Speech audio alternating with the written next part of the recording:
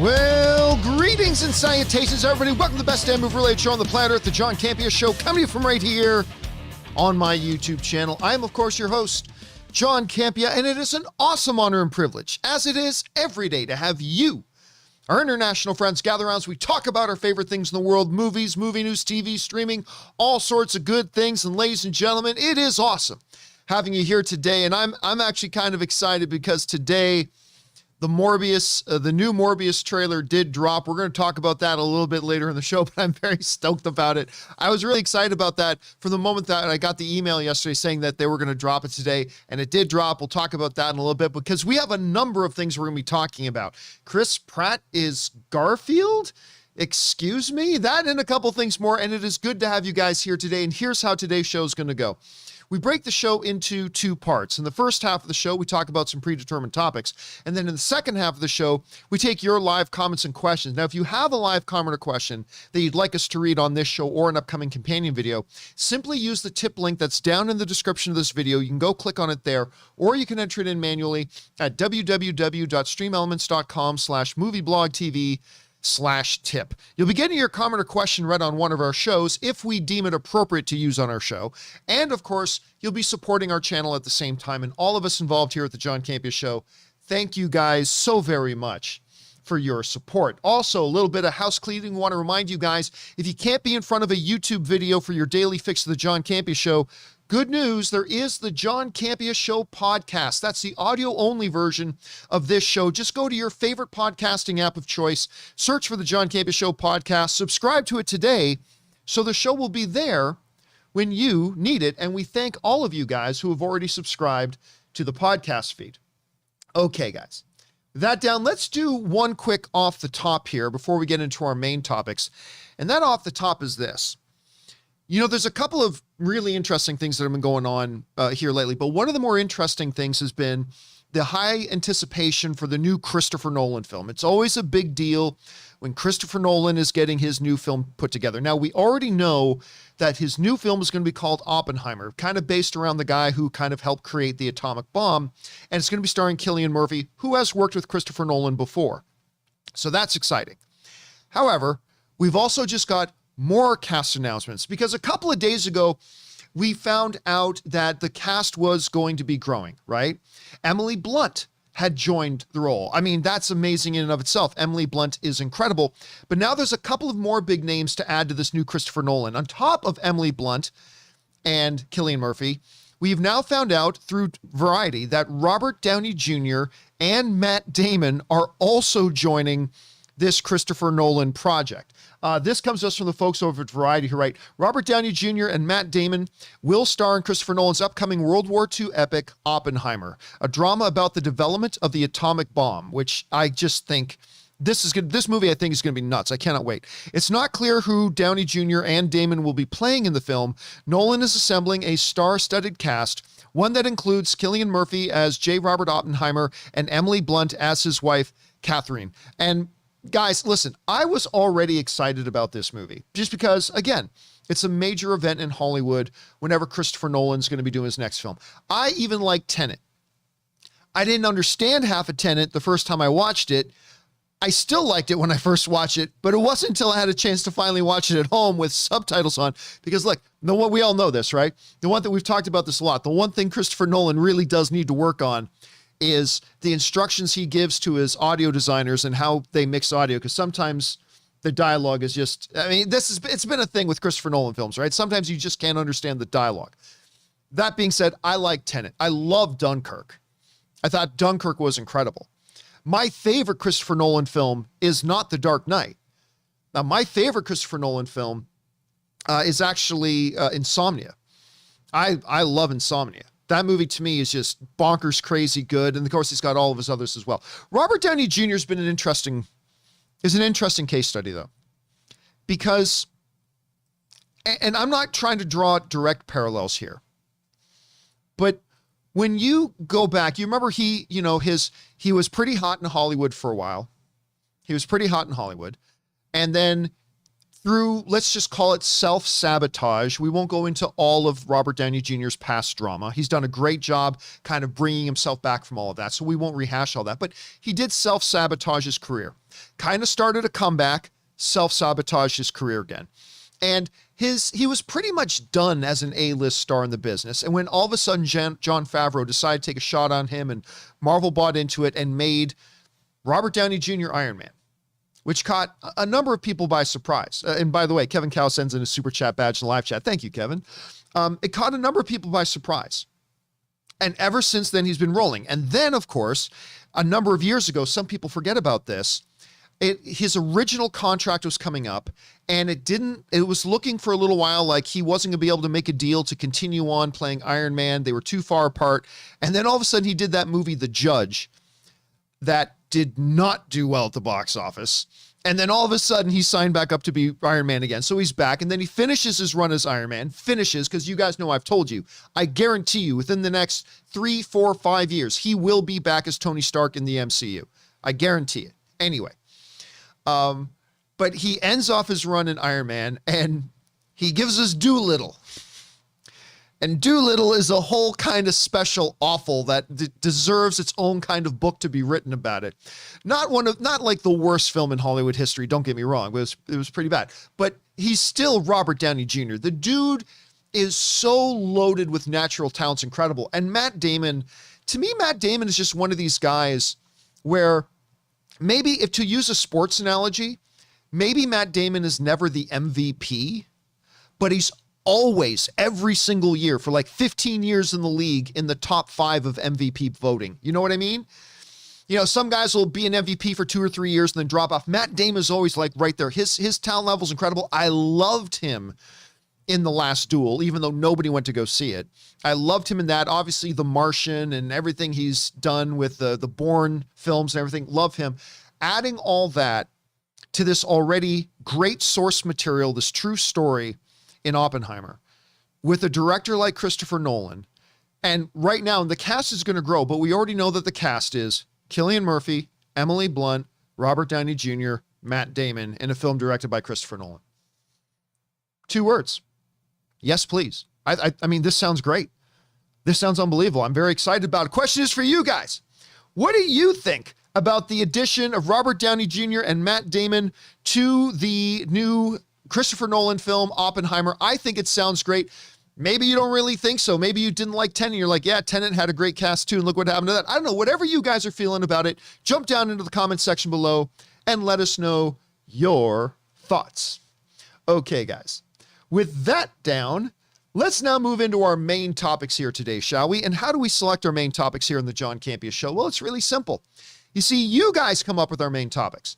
Whenever you come across a big topic, issue, or story that you guys feel we need to cover as a main topic here on the show, just go anytime 24/7 over to www.thejohncampeashow.com/contact. Once you guys get there, you're going to see a form. Fill it out with your topic or question. It's absolutely free. Hit submit, and then maybe, just maybe, you might see your submission featured as a main topic here on the John Campea Show. With that down, let's get into main topic number 1. And our first main topic today gets submitted to us by Peters91, who writes, "Hey, John, I just saw that Boondock Saints 3 was announced with Norman and Sean Patrick back as with Troy Duffy directing. Do you like the first 2 movies? And what do you think? Thanks, John." All right. Thanks a lot for sending this in. And, let me tell you about this. This is a day I honestly thought was never going to come. I don't mind telling you that. This was a day I never thought was going to come. Now, many years ago, we all knew a Boondock Saints 3 was going to come.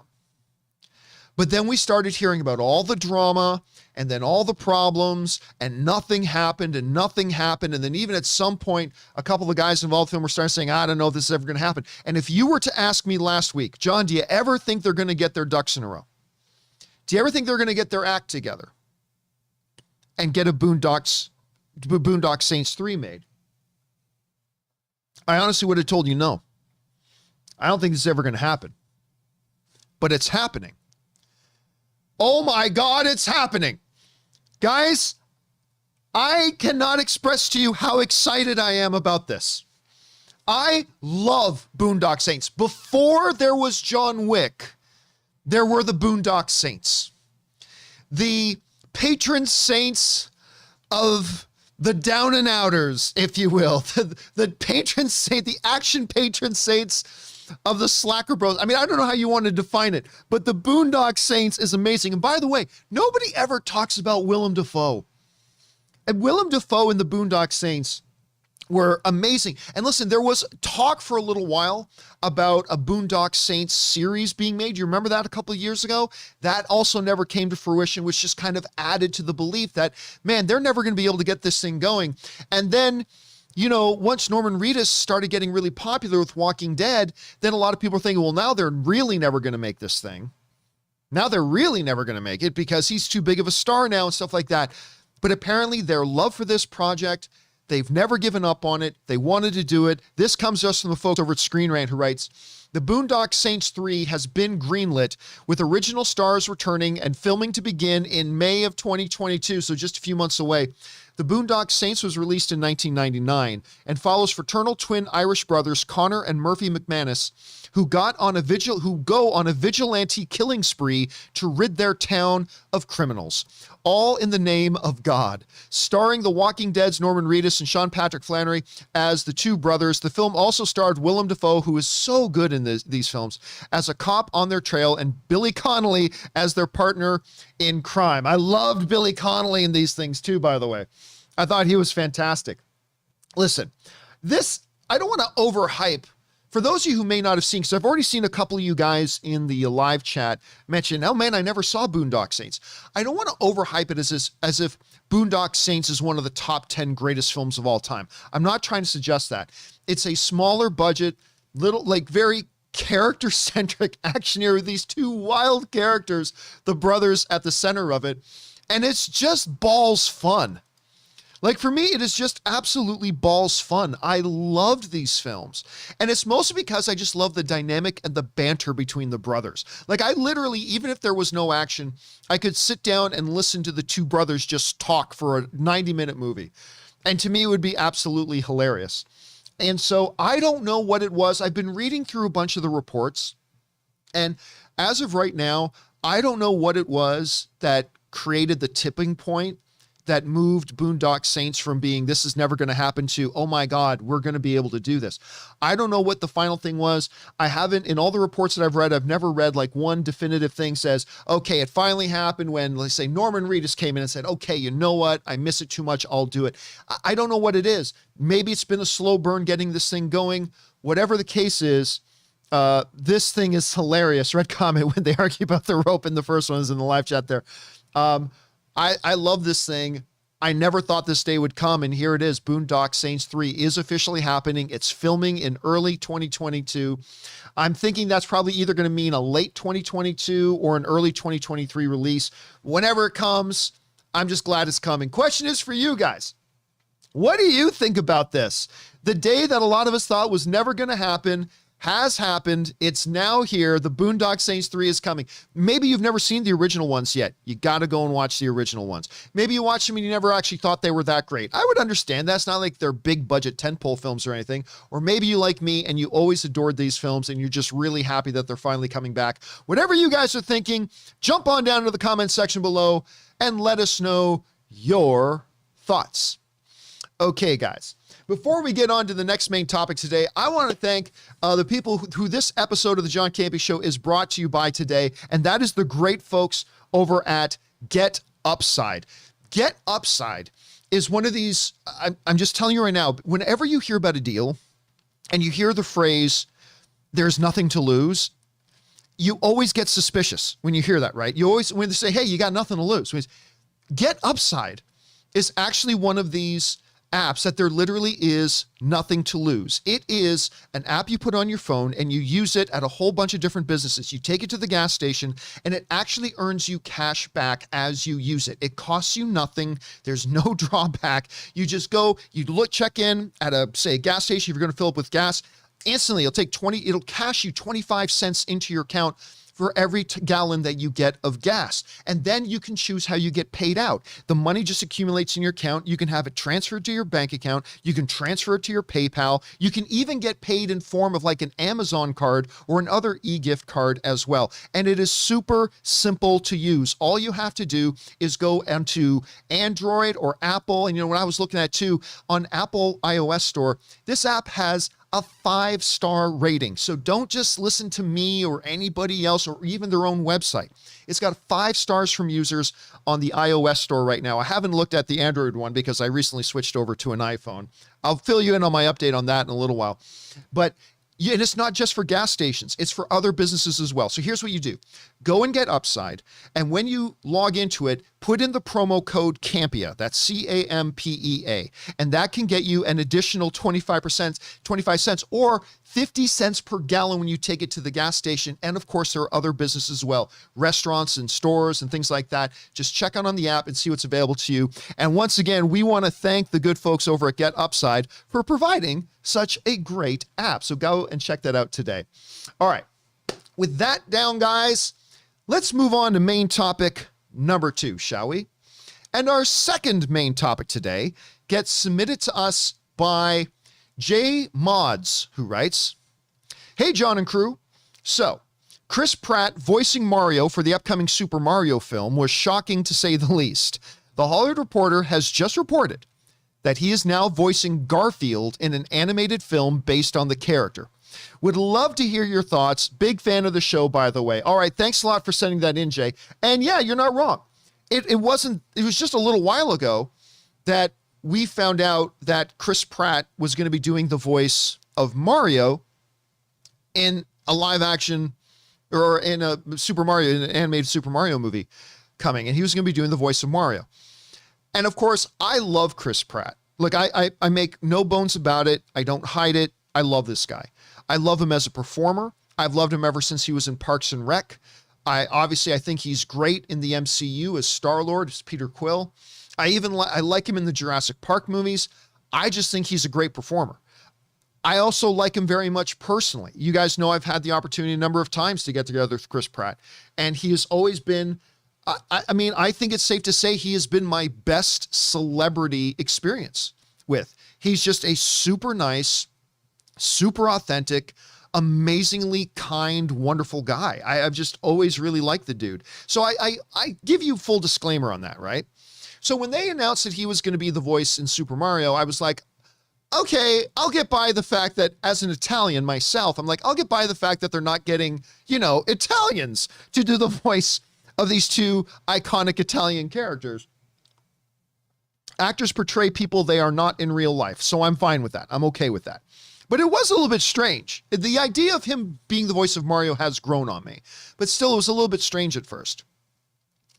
And then they announced he was going to be Garfield. Now, before I give my thoughts on the Garfield thing, let's go over, this comes to us from the folks over at Deadline who write, "The still untitled project will be written by David Reynolds, who wrote Finding Nemo, which was great, and directed by Mark Dindal from Chicken Little and The Emperor's New Groove, both of which I like. Alcon acquired the rights from Davis, who will also serve as an executive producer with Bridget McNeil from Assume and Craig Sost. John Cohen, Despicable Me and Angry Birds, and Stephen P. Wegner will produce, along with Alcon principals Kosov and Johnson. Along with Alcon Entertainment, DNEG Animation will animate and produce the film. DNEG CEO Namit Malhotra, I hope I'm pronouncing that right, and DNEG President Tom Jacome will serve as the producers. So, there are 2 questions that come to mind. The first question is, why is this movie getting made? Before we even get to the Chris Pratt part, let me ask the question. Why is this movie getting made? I mean, they did Garfield, what was it, in 2005? Help me out in the live chat, guys. Help me out in the live chat. When did that Bill Murray Garfield one come out? I want to say 2005, but you know me, I'm horrible with movie dates. Epic Dub Time is saying 2004, so is Al Johnson. Okay, so back in 2004, I would take your guys' word over mine on that. I'm terrible with movie dates. Back in 2004, they did it with the great Bill Murray. And that was terrible. Now, the two Garfield movies that they made money. They did. They made money, but they were terrible. And it left a bad taste in a lot of people's mouths with Garfield. Garfield, I believe, was introduced in 1976. And he was, because I remember when I was in grade school, like in the 80s, I remember like Garfield was a cool thing. Whenever they had book ordering day, you know, I would always want to order the new Garfield book. I love, you know, Garfield. I love Odie, you know, all that kind of stuff. I love the character. I really did. But did we really need to see him in a live action? Then he even had his own cartoon series. But did we need a live action Garfield? I would propose no. Then again, no movie in history has ever been needed. But there was really no need for a Garfield movie. But they made it. They got Bill Murray doing the voice, and they are what they are. In 2021, is there a market demand? And I ask this, I don't ask this facetiously. I ask this honestly. Is there a market demand for another Garfield? Like, I know I personally, even though I was a fan of the character back when I was a kid, I personally have never felt like, you know what we need? You know what could be really good? Another Garfield movie. I'm just saying, I'm just telling you that phrase, those words have never personally come out of my pie hole. Those are not words I've ever spoken until today's show. You know what I think would be really good? Another Garfield movie. Yeah. Yeah, that's what we need. No, don't do another Man of Steel 2 with Henry Cavill. No. Put that on the back burner. You know what we really need? And I understand this isn't Warner Brothers. I get that. I'm just saying, you know what we really have to have? What I think the people want. The people want a lasagna-loving feline. That's what the people want. I've just never said those words. I'll tell you what else. I've never heard those words. And I don't know if any of the rest of you guys have ever felt like, you know what I really could go for? Another Garfield. Have any of you guys ever done that? I haven't. Have you ever heard anybody say that? I haven't. So part one of this is, why are they doing another Garfield movie? That I don't get. Okay, so let's move on from that. And let's do the second part of this. Is, okay, so if you're going to do it, they get Chris Pratt to do it. Well, listen. I again scratch my head at the selection of Chris Pratt, just like I did for the Mario Brothers movie. But here's the thing. Chris Pratt right now has appeared, maybe there are others, but in two, you know, high profile animated films with the Lego movie and Onward. And I'll tell you what, and granted, I've already disclosed, I'm a big fan of Chris Pratt, so take that into consideration. But I haven't heard anybody say they didn't think he didn't do a fabulous job with the Lego movie, being the special in the Lego movie. He did great in that. And Onward is one of these movies that was really unfortunate that it got released right around when the pandemic was starting, right? And a lot got distracted by it. A lot of attention was distracted away from it. But I'll tell you what, Onward, I thought was a wonderful movie. Onward is wonderful. Chris Pratt, Tom Holland is the voices of the two brothers. I thought it had real heartfelt emotion. My wife was crying a lot through the movie. I thought it was charming and funny. And yeah, as a Dungeons and Dragons guy, the fact that the whole movie is kind of one big Dungeons and Dragons allegory, that also appealed to me too. But I thought it was really charming. And Pratt, as the voice of the bigger brother, was great. And so while I was as shocked as anybody to hear that he was going to be the voice of Mario, as I reflected back on the fact that, well, I thought it was an odd choice for him to be in Lego Movie, and that worked great. I thought it was an odd choice for him to do a voice in something like Onward, and that worked great. He has proven to me that he's pretty darn good when it comes to doing the animated voices. So I mean, I don't know. Listen, I admit I'm with a lot of everybody else online. Like a lot of people online are like, wait a minute, Chris Pratt is Garfield. Hey, look, I fully admit that at first I was kind of thinking the same way, but the more I think about it, he's showing that he's actually quite versed and doing really well with the animated stuff. So again, I don't question Pratt being chosen to do the voice of Garfield. I think that can work just fine. I do question the decision to even do a Garfield movie. I don't personally know anybody that's excited about this news, but who knows? Maybe it'll grow on me. Maybe once we hear the idea, right? Maybe there's $1 billion idea in here that's going to make this really fun and maybe everybody will love it. Who knows? But for right now, I got to admit, I'm kind of skeptical. Question is for you guys. What do you think about this news that Chris Pratt, number one, that they're going to be doing a Garfield movie, but number two, that Chris Pratt is going to be the voice of Garfield, taking over the reins, if you will, from Bill Murray. I just, the whole thing feels weird to me. Maybe you think it's fantastic. Maybe you think it's terrible. Whatever you guys are thinking, jump down into the comment section below and leave your thoughts there. Okay, guys. With that down, let's now move on to main topic number 3. And our third main topic today gets submitted to us by Alexander Sachi. Hope I'm pronouncing that right. And Alexander writes, greetings, John and esteemed guest. No guest today. Woke up this morning to find a glorious new Morbius trailer had arrived. I'm honestly pretty lukewarm on Jared Leto. I didn't like him as Joker like you did. Yeah, I really did like him as Joker, but I know a lot of you guys didn't. That's cool. So I didn't like him as Joker like you did, but I'll stand up and admit I love this trailer. Not just because it has a ton of Spider-Man and Venom references, but even if none of that was in the trailer, I would still be dying to see this movie. What did you think of it? All right, thanks a lot for saying that in, Alexander. And yes, look, you guys know I've been actually pretty bullish on the new Morbius. The first trailer came out over a year ago now. And this is how long ago the first Morbius trailer came out. All right? This is how long ago the first Morbius trailer came out. The Morbius trailer is featured in my documentary, cheap plug, but the first Morbius trailer is featured in my documentary, Movie Trailers, A Love Story. And that came out in January. Prior to that, 3 months of editing, prior to that actually making it, that's how long ago the first Morbius trailer came out. All right. And I really like the first Morbius trailer. I think it caught a lot of people very pleasantly surprised. I think there was a lot of skepticism going into the first Morbius trailer. I thought a lot of people didn't really know because still, even though I like him as Joker, a lot of people did, and they didn't know what to think about it. And I think a lot of people were just, like I said, pleasantly surprised when they saw the first one. But that's over a year ago. So we've been waiting for this next one. And I think this new trailer looks fantastic.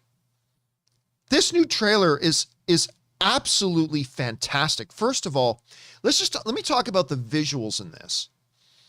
The visuals, I don't know who the art director and who the visual effects supervisor is on this particular movie, but their choice of how to visually manifest certain power sets that he uses, the physical transformations, all that kind of stuff. I was watching this as somebody who used to work in the visual effects industry, and I was watching this trailer. I'm like, oh my God, that's really, number one, creative, and two, executed beautifully. Like, it just looks awesome.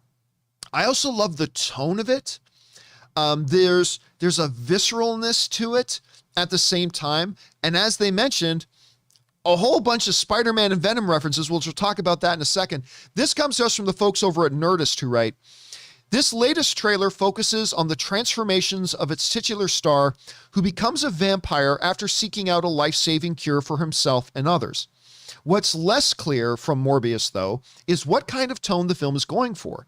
It seems infinitely more serious than Tom Hardy's Venom movies, but there are still enough silly gags and visuals to give us hope that the movie won't take itself too seriously. The more important element of this promo, though, is how it builds on the first trailer's connections to the larger Spider-Verse. Michael Keaton's Vultures show up, there are tons of nods to Sam Raimi's Spider-Man movies, and Morbius himself makes a joke about Venom as the world is clearly learning more about the killer symbiote. So here's the thing. I love this trailer. Love this trailer. I think it's fantastic. I think it's wonderful. All this kind of stuff. But let's talk about that interesting part in there. Because when the first trailer came out, a lot of people were like, oh my God, there's that Spider-Man image on the wall. And oh my God, Michael Keaton. So this trailer came in and doubled down on that. I want to pull up an image a number of people sent to me this morning that's been floating around on Twitter, but there is literally reference to all the Spider-Verse stuff at Sony so far. Obviously, in the top, this was from the first trailer, but it's also in the second trailer. You get a reference to the Sam Raimi Spider-Man, the exact pose and exact costume from the original Sam Raimi Spider-Man. So there's a quick reference to the Sam Raimi Spider-Man. Then you get the Oscorp Tower. That is a reference to the Andrew Garfield Spider-Man. Then you get Michael Keaton, which is a direct connection to the Tom Holland Spider-Man. And then, of course, you get the Daily Bugle and the direct Venom reference that he made, saying, I'm Venom. No, I'm just kidding. By the way, I love that line. I thought that was great. So we both get the same Daily Bugle, same paper layout and everything. And by the way, in the small print up here at the top of the Daily Bugle, you can't see it from this image, but in the small print here and here, there's references to Rhino and Black Cat in these newspaper references here. So I think there's a couple of interesting things here. Interesting thing number one, the obvious thing. They're referencing all the previous Sony Spider-Man stuff. All of it. But John, Tom Holland's an MCU. He's MCU, but it is still a Sony film. It's still Sony distributed. So remember that. This is a reference to all the Sony Spider stuff. Interesting thing number two. Other than the reference to Tom Holland, there's no extended reference at anything MCU related.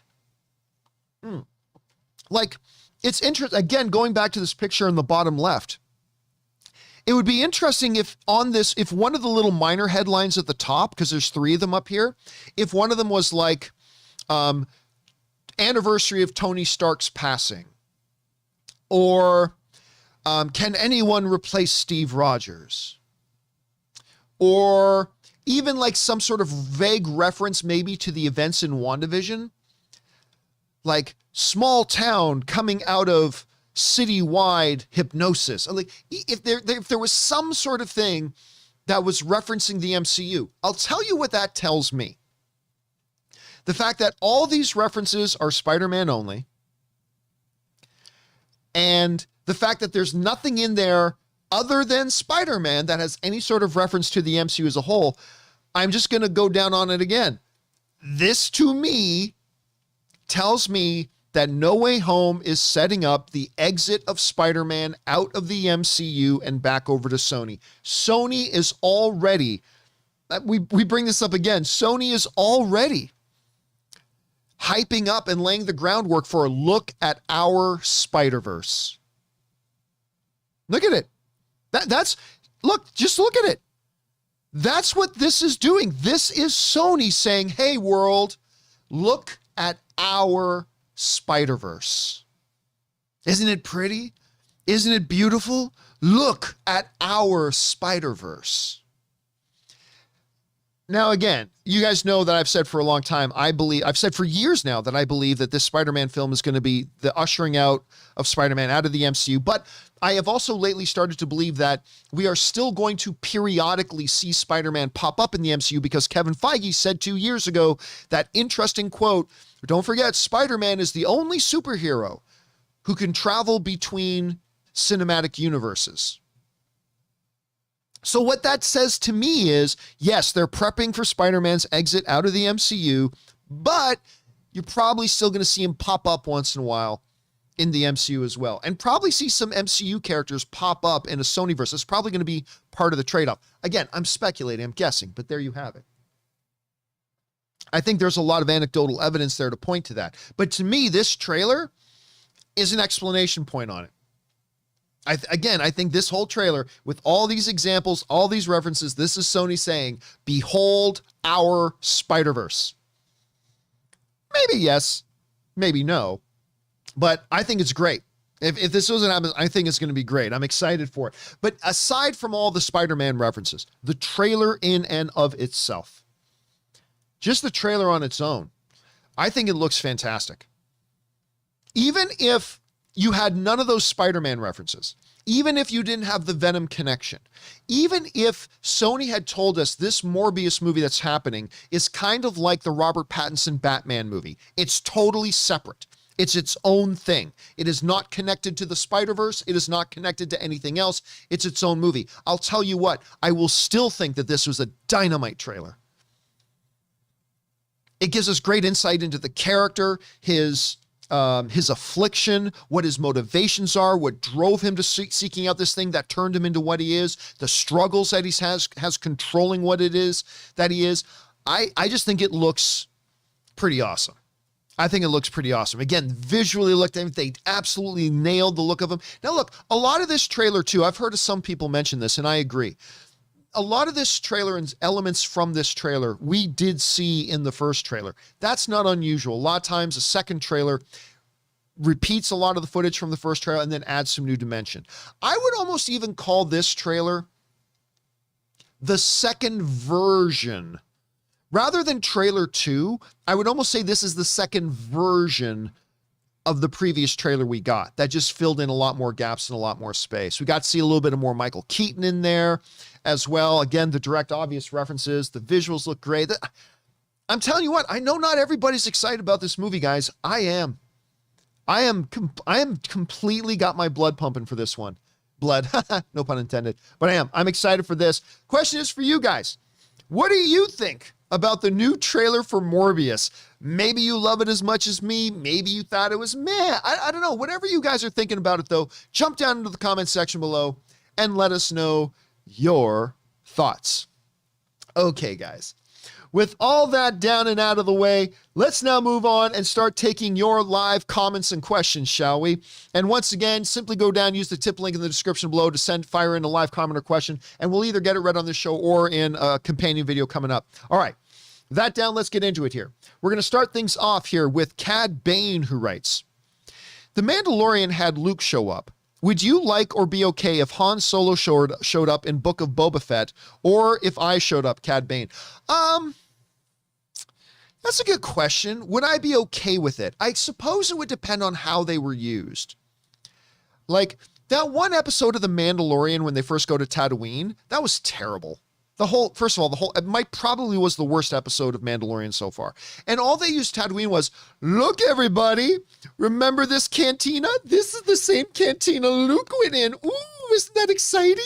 Like, it was just there for the sake of being there. Ooh, look everybody, recognize this spaceport? The Millennium Falcon was here once. Like, it was just whatever. But if they integrate him in, like the way they integrated in Ahsoka Tano, right, in the second season. I don't even like the Ahsoka Tano character. I do now, but I didn't even like the Ahsoka Tano character. But they didn't just say, oh, I'm walking around here. Hey, who are you, stranger? I'm Ahsoka Tano. Hi. And then run off.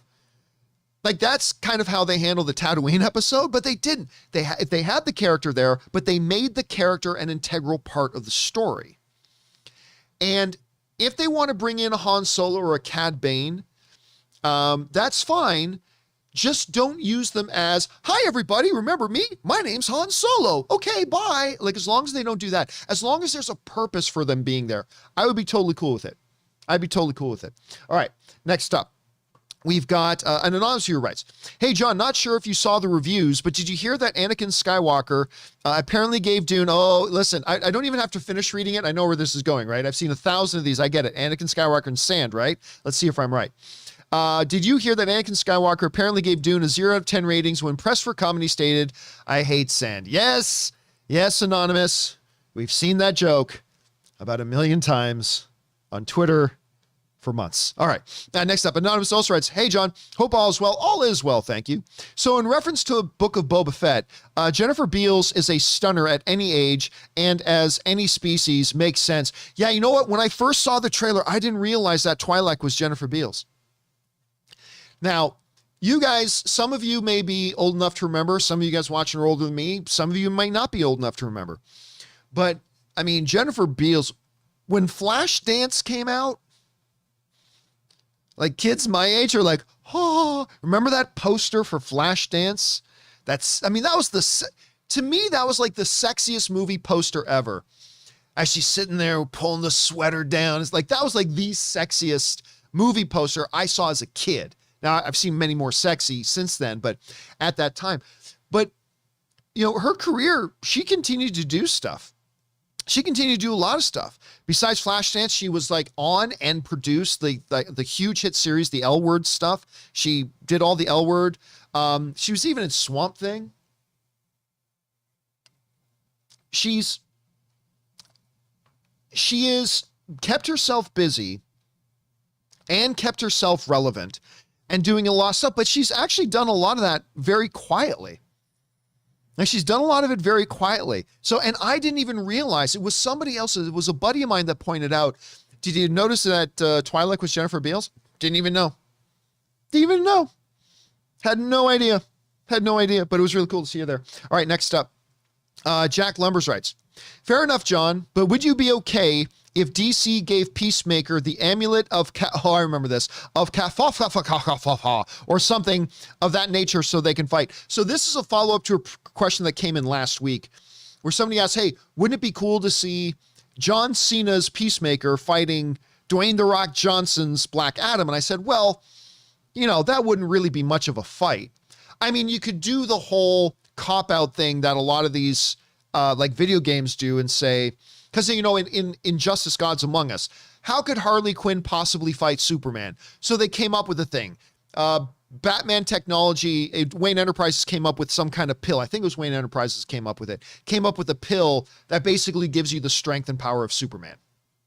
So in Injustice Gods Among Us, you can have in the video game Harley Quinn fighting Superman, even though that's ridiculous. So I said, I mean, if you wanted to have Black Adam fight Peacemaker, I don't know, you could create some kind of MacGuffin. You can create some kind of plot device where Peacemaker comes across, I don't know, the amulet of Kafafa, and that gives him superhuman strength. So yes, maybe they could do that. Maybe they could do that. All right, next up. Let's see here. Next up, we've got... that was Jack Lowers. Kevin Kamaki just sent in a tip just to be supportive. Thank you, Kevin. Alan writes, hey, John, you have said that live guns should be banned on set. Absolutely. But I respectfully disagree and think that it should be reviewed on a movie-by-movie basis. No, there's no need for them. There's no reason why they have to be real guns. None at all. I think John Wick should continue to use live guns due to how trained actors' crew is on gun. It still makes no difference. Live guns on these sets. You just don't need them. Like all these producers always say, look, I can't remember the exact name we talked about before. There are these these things that they use air. They look exactly right. They give you the right recoil. And then you add in the smoke and the muzzle flashes later. And it's been hilarious seeing that there's been a lot of popular TV shows and movies that have used that technique and people thought they were just using real guns and they weren't. There's no reason to have real guns on set. There's no advantage. There's no reason. All it does is it presents an unnecessary risk. Now, there are risks you take because they're necessary, but then there are unnecessary risks that you shouldn't take because you don't need to take them. You can achieve the effect without having live guns. There's no argument to be made for them, in my opinion. There's just no argument to be made for them, but that's just me. All right, next up. Oh, somebody's saying in the live chat, airsoft guns. Holland loves saying airsoft guns. That's what they're called. And they've been used for years and they've been used effectively and nobody knows the difference. So that's just kind of my take on it. Take that as you will. All right. Next up, Stubble McShave writes, HBO Max just launched here in Sweden. Very cool. I'm glad it's finally starting to get out there and is trying to get subscribers. They have a 50% off lifetime offer through November to get new subs. I signed up for a price of less than $5 a month. That is crazy. How does this lower price impact the apparent revenue numbers for HBO Max? Well, I mean, they're just going to be, it's just going to be the revenue for what it is. It's not going to affect any of their other numbers. It's not going to affect anything else. It just won't be as high as if they got all those subscribers with it. But then again, if they're trying to get people introduced, they're fearing that their regular price may not attract the viewers. So in the long term, I don't really think it's going to affect their overall numbers. At least that's my guess. Let's keep an eye on it though, Stubble. Next up, Alan Ling writes, "Hey, John, thank you for answering my question about Disney Plus in your recent companion video." Well, thank you for sending in the question, Alan. It was my first time sending in a comment, and it was cool seeing you give your input. I have another question I'd like to ask. I know you've seen Ghostbusters Afterlife at CinemaCon. I really enjoyed it. I want to know, should I see Ghostbusters 1 and 2 before seeing this movie? I've seen the first one a while ago. I'm wondering what would be better, to rewatch the first and second movie or go in with a fresh mind? All right, that's a good question, because a lot of times when a movie like Dune comes out, people say, hey, do I need to go back and watch the original Dune movie or blah, blah. I would say this.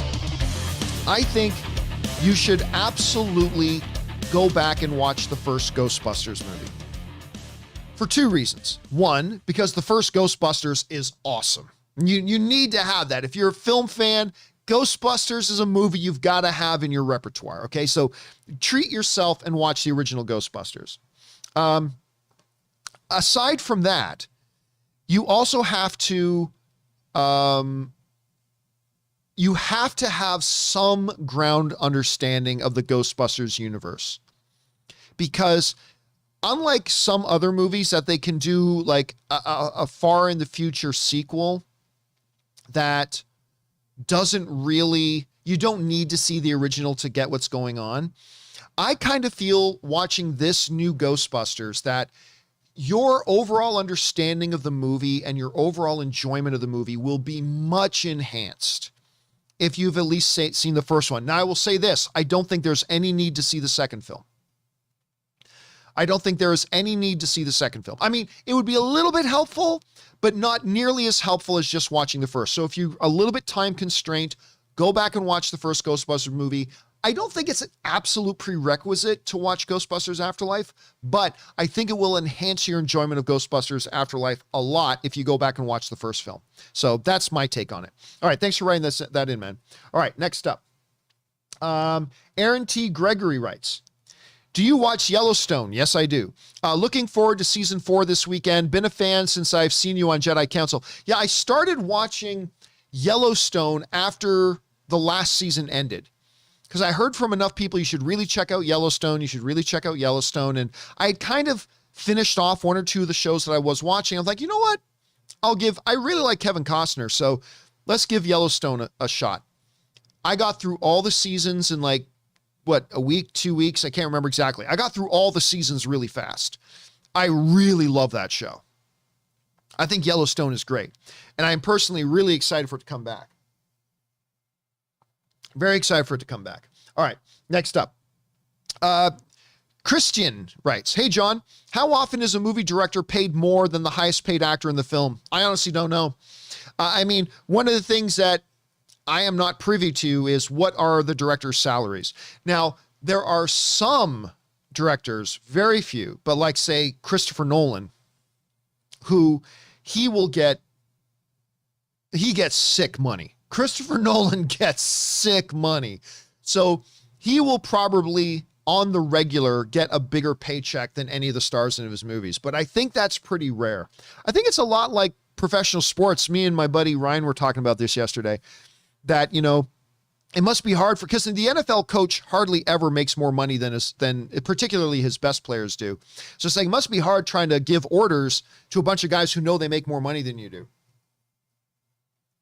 It must be challenging sometimes, but I think that's probably the case on a lot of movies that have a bigger star in it, that probably the bigger star gets the bigger payday than the director, but it may happen more often than not. But then again, like I said, we don't often talk about directors' salaries because that's not often in the news. Christopher Nolan gets the kind of money he gets, that's in the news. But other than that, it's hard to say. It's a good question, though. All right, next up. We've got, where are we at here? Was that? Yeah, that was it. Okay, so we're at Lawrence, who writes, What's your Professor X and Spider-Man No Way Home theory? No need to wait for a later time. Nope, I've already said I'm waiting. I'm going to do that in its own video, I think. So for those of you who don't know what Lawrence is talking about, yeah, on yesterday's show, I mentioned that I would have never thought this before. I never would have thought this before. But I am actually now believing that we're going to see... No. Let me rephrase. Believing is too strong of a word. I am now suspecting that we are going to see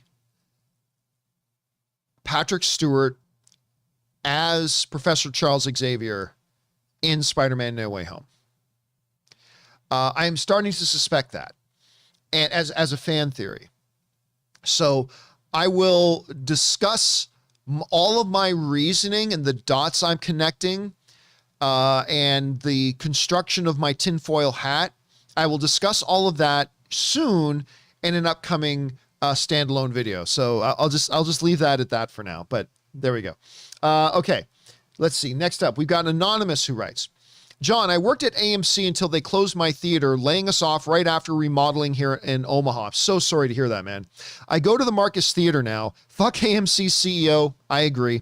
Though I wish I could see Dune in Dolby. I've seen it 8 times, tying Man of Steel, my favorite DC film. I've only seen Dune in theaters twice, watched it at home once. I'm definitely, Ann and I are going to go back. I think we're going to go, even though Dolby's my favorite movie theater experience, I think we're going to go to an IMAX again for our second time viewing it. I don't think I'll see it 8 times in theaters, but I love this movie and I can't wait to watch it on screen again. And so sorry to hear. That's a raw deal you got, man, with the AMC stuff there. Really, really sorry to hear about that. And that sucks. All right, next up. Sorry, Heather White Hop in the live chat is saying, John, stop teasing the Professor X thing. I'm not teasing it. He asked the question, Heather. What am I supposed to do? He asked. So I'm not trying to tease it. He asked. There we go. All right. Next up, we've got Cryo, who writes, rats are said in your best Taika Waititi voice, rats are the lowliest and most despised of all creatures, my love. If they have purpose, so do we all. One of my favorite scenes of this year, and was in Suicide Squad. Great moment in that movie. Do you think there are parallels between that scene and the themes of suicidal depression and loneliness? Well, I mean, to a degree, obviously, because, you know, the whole idea of Ratcatcher 1, as Ratcatcher 2 tells the story, was that her father struggled with his demons and he struggled with his burden. Is that what she called it in the movie, his burden? I think that's what she referred to his drug addiction and whatever other problems he was struggling with. She referred to it as his burden. And it was beautiful and it was touching and it was moving and it was tragic all at the same time. So yeah, I do think there was obviously some parallels to that. I think a lot of it was also more the sense of self-worth and then the things about addiction and all that kind of stuff. But yeah, it was a beautiful, beautiful moment in a movie, Cryo. I love that moment. All right, next up, we've got Dangerous D who writes, hey, John, have you thought of trademarking Bring on the Filthy? No. And put it on a t-shirt. Oh, it's on many t-shirts. You can go and search for John Campea merch. It's actually right here in this YouTube channel. You can get YouTube merch right away. I would certainly buy one. It's there. You can get a Bring on the Filthy shirt now. Also, Good Canadian Kid. You put your face on it would be a seller. Have you ever thought of trademarking before? What other phrases you said that would be a good t-shirt? No, I wouldn't trademark because filthy's a common word. Bring on, I don't think I could trademark it. It's just all utilizing too many standard phrases. So I'm not even sure that I could. See, you can even get a John Campea Show mug. Go get yourself a John Campea Show mug today. And it's not going to focus on it. I don't know why there you go. John Campea Show mug. Go get it today. By the way, Michael Lagrange sends in a super chat badge in the live chat. Thank you, Michael. Appreciate that. But no, I would never trademark anything. I don't think unless I came up with something very, very specific, but like Bring on the Filthy, I don't think I would trademark that, but everybody recognizes that it's something I say, so I don't worry about it. By the way, Savage McFilthy also sends in a super chat badge in the live chat. Thank you, Savage. Okay, next up, we go to Cletus McGeetus. Love that username. Writes, in your opinion, what attributes / characteristics make for a great villain? Thanks, and Bring on the Filthy. Well, first of all, don't be looking for a formula. There's no formula that makes a great villain, but certain things, listen, because different There have been many, many villains in cinematic history that have just been, I'm evil, mwahaha, and they've been fantastic. I mean, even let's just look at Star Wars, right? The Emperor, Sheev Palpatine, is like the model of a stereotypical old school evil for the sake of evil. I'm the Emperor and I'm evil, good. Like he's just bad. But that's awesome. He is an awesome villain. He's compelling. When he's on screen, he has that effect on the audience. He's incredible. At the same time, you can have villains like a Thanos, or one of my favorite villains in movies of the past 20 years was Chiwetel Ejiofor's The Operative in Serenity, where you have villains who truly, like a Thanos, who truly believe what they're doing is right. That's a scary thing. Like a villain who not only is evil, but they are propelled by their convictions that they are right. That makes for a scary villain. In some other villains, you want to feel empathy, right? Like there's some really great on-screen villains that have gone through like tragedy that led them to being that. And then we as an audience feel empathy for the villain, even though they're doing horrible things. And that can lead to fantastic villains. The moral of the story is this. There are several recipes with different ingredients of what can make a great villain. But there is no one right recipe. You can have a one-dimensional villainous villain, and it can be awesome if done right. You can have a villain you feel empathy towards, and that can be done right. You can have a villain who sees himself as the hero, and that can be done right. It's just, there's a magic X factor to it that can't be found in any formula. That cannot be found in any formula. So it's a great question, but that's kind of mine as well. All right, next up. We go to Sam Fisher, who writes, one of two. I will say one thing I love about Twitter is getting to interact with creators. I asked Neil Gaiman if he was credited in the Eternals because he did that Eternals reboot in 2006, and he would be credited if they used an element from his run. His response, which I thought was funny, was, I don't know if I'm in the special thanks slot. I haven't seen it.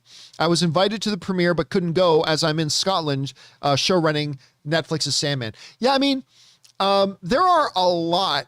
One of the greatest things about Twitter and social media is absolutely the fact that you can directly engage your favorite celebrity. And every once in a while, they might even engage back, which is, a totally cool thing that could never have been done before the advent of social media.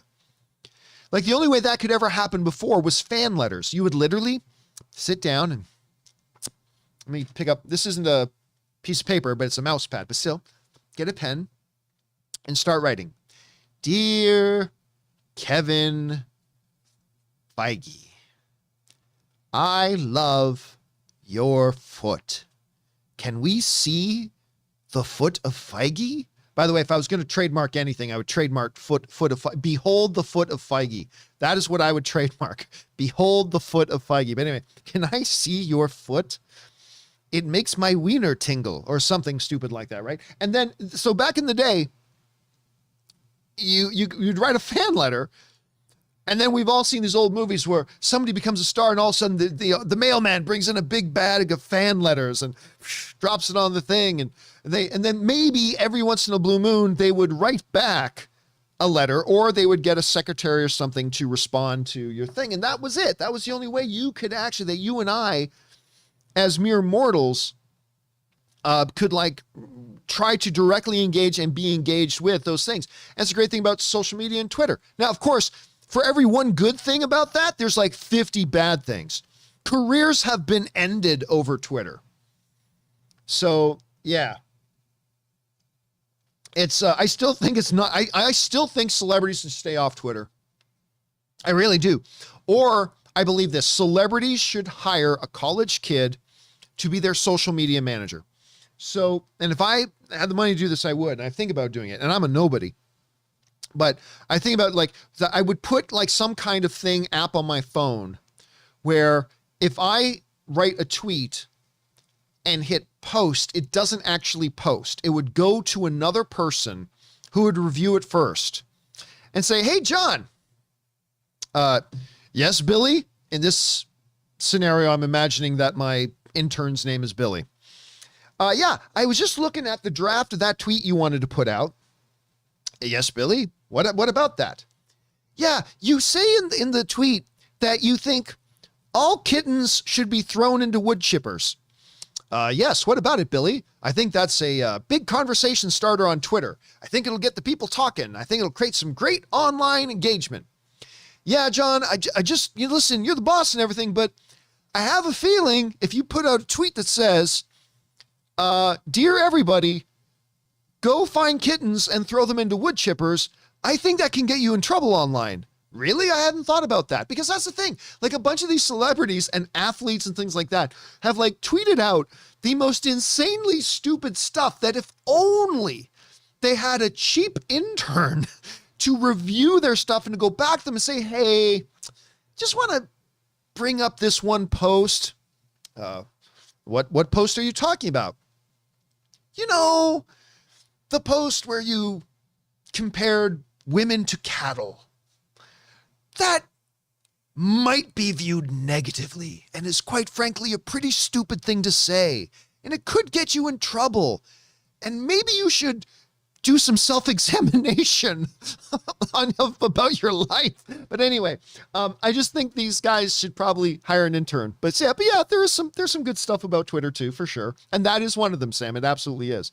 Okay, next up. Anton Riley writes, so I watched last night in Soho, and I'm dying to see this movie. And it's now my favorite movie I've seen in theaters. We did a companion video last night, and we got like 5 or 6 people writing in saying, I went and saw, I think every single person who saw Last Night in Soho wrote into the show, because the movie only made 4.1 million in its opening weekend, which sucks because Edgar Wright's amazing. But at any rate, I watched Last Night in Soho, and it's now my favorite movie I've seen in theaters. I loved how Edgar Wright mixed horror, mystery, and thriller so seamlessly, and the twist ending really had me as well. Should have saw it coming, but I didn't. Yeah, I've been hearing from a lot of people that this movie is dynamite. I cannot wait to go see it. I meant to go see it this weekend. Some things came up. I couldn't go see the 2 movies I wanted to see.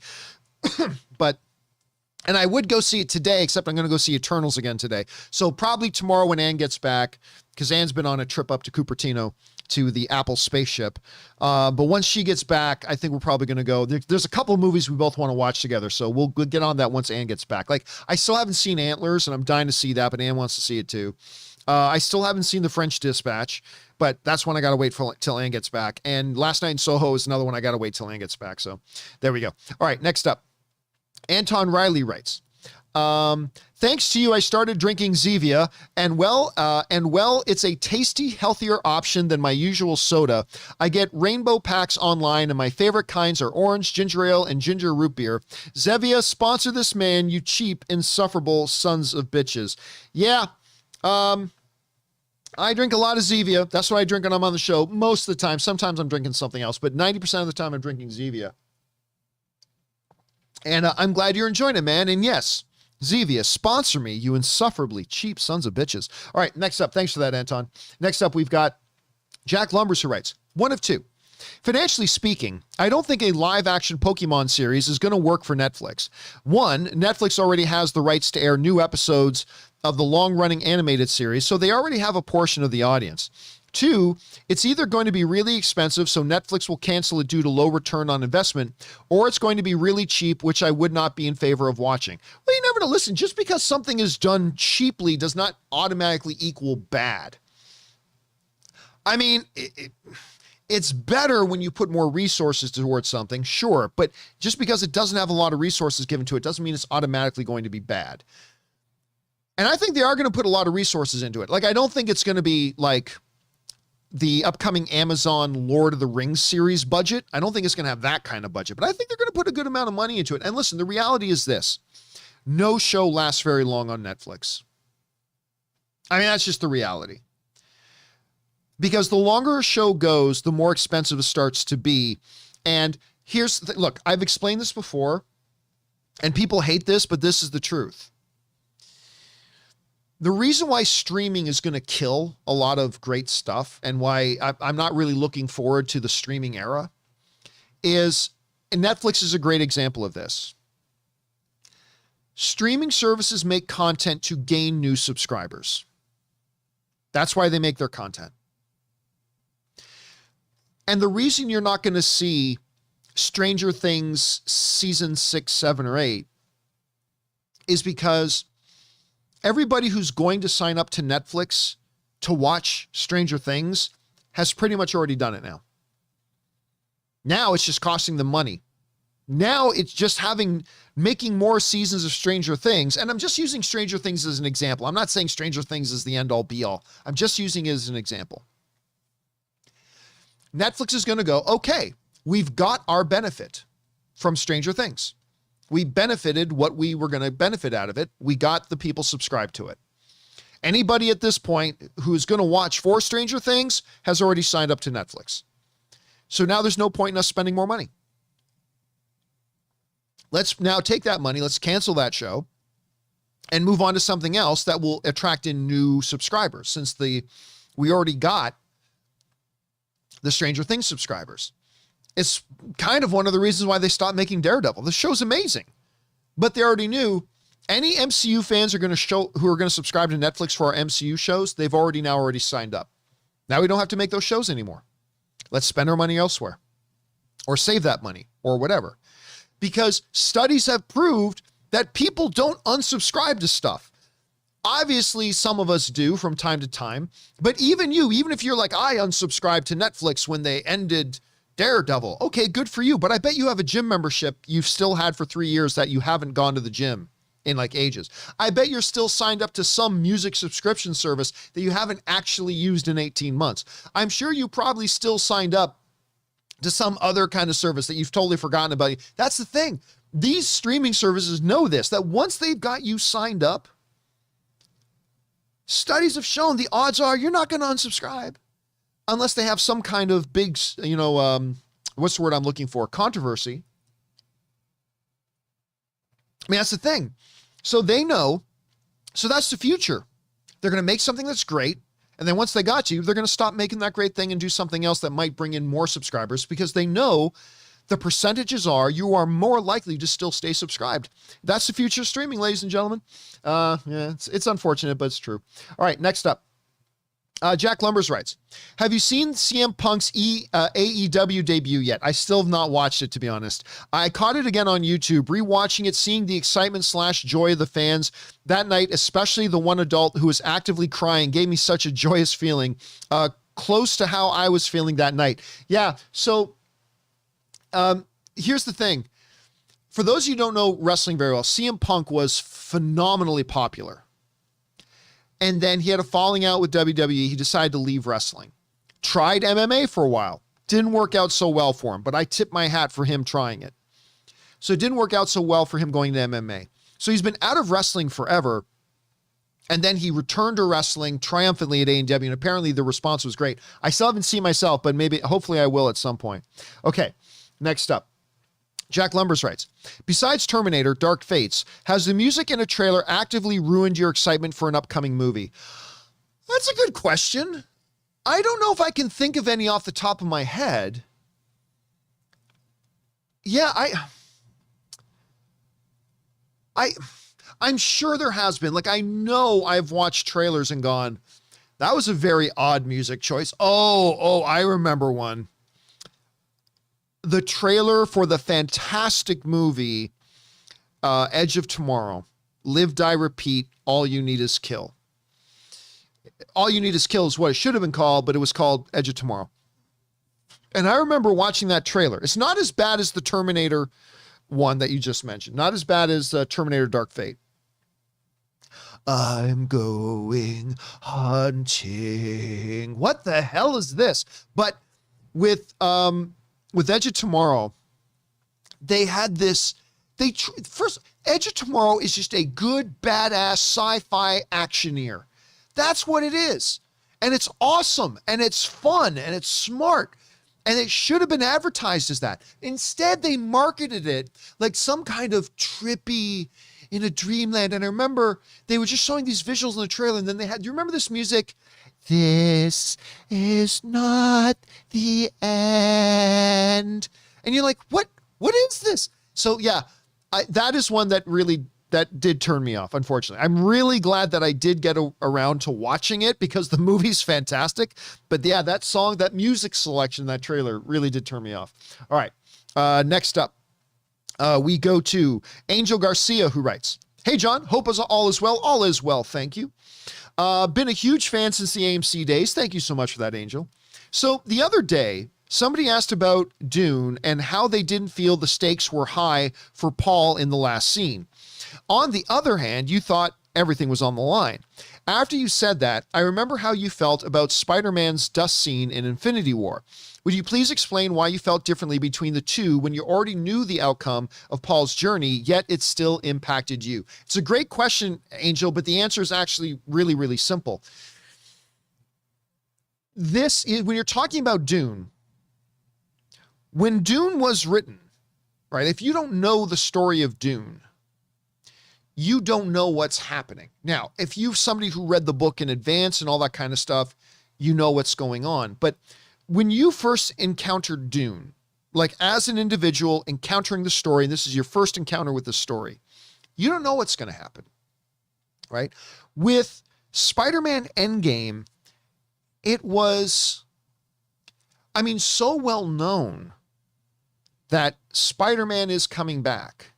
And so that anything that happens at the end of this, we knew there was going to be another Black Panther.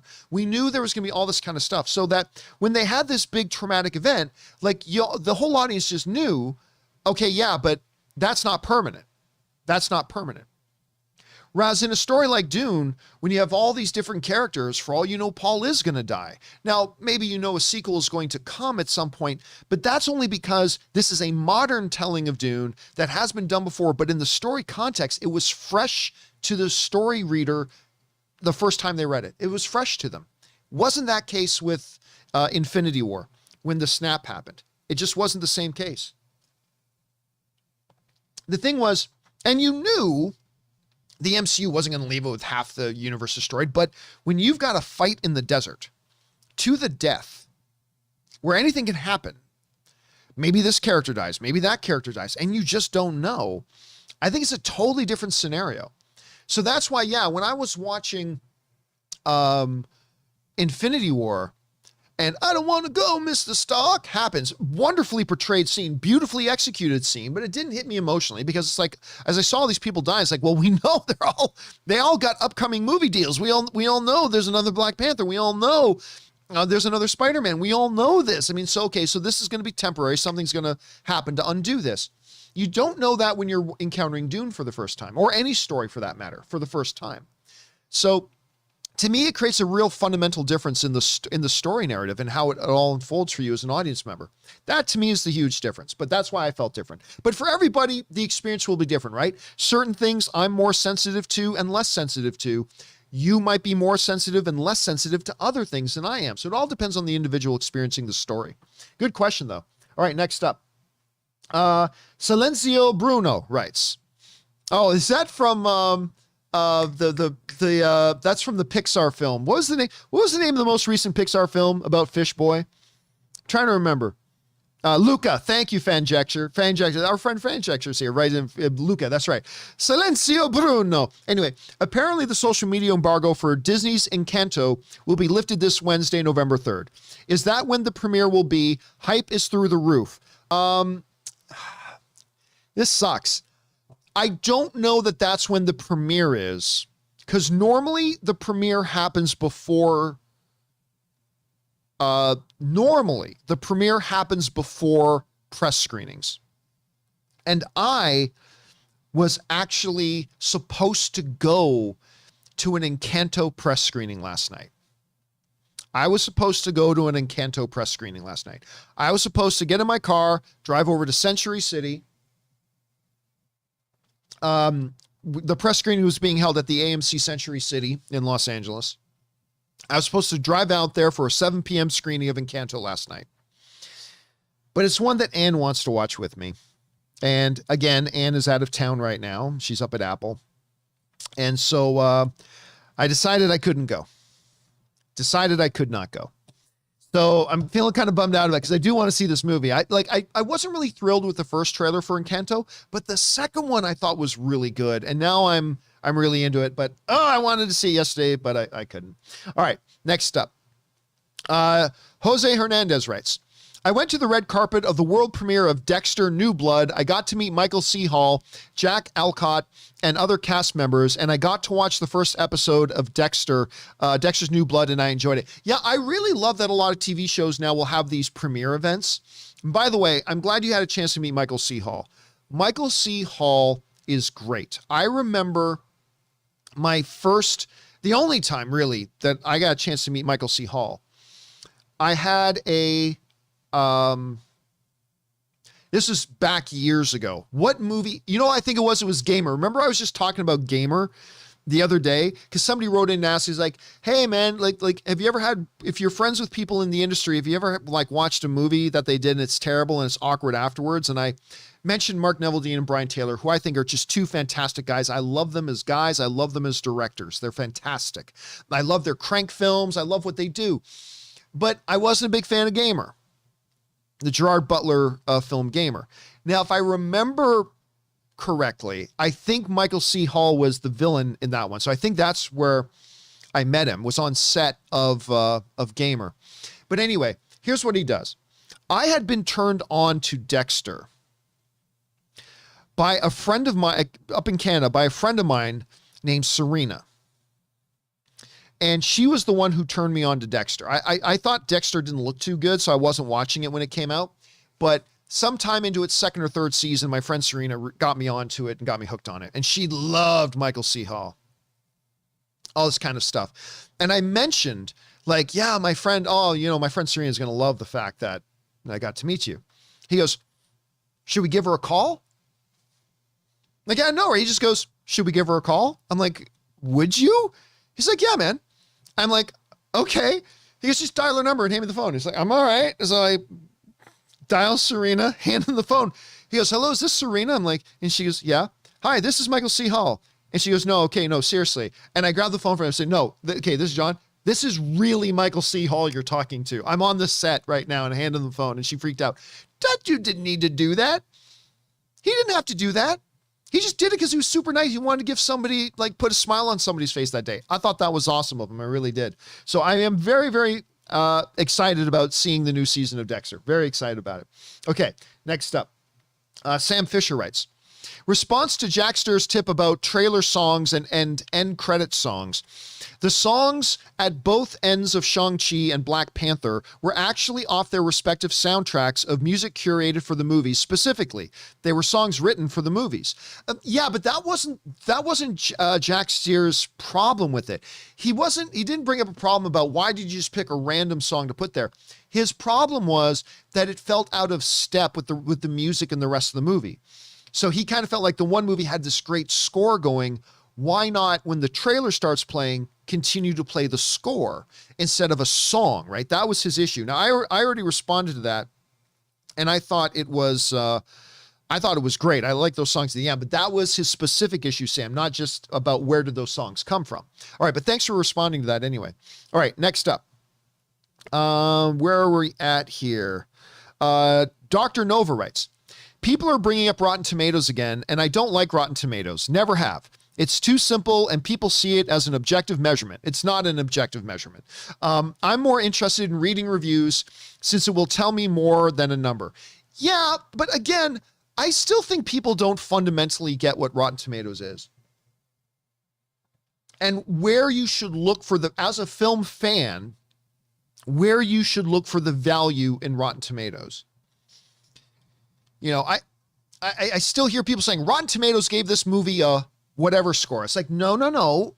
That's not how Rotten Tomatoes works. Rotten Tomatoes doesn't give any movie any scores. All Rotten Tomatoes does is it gathers up all the reviews and just tells you this is what percentage of people liked this movie.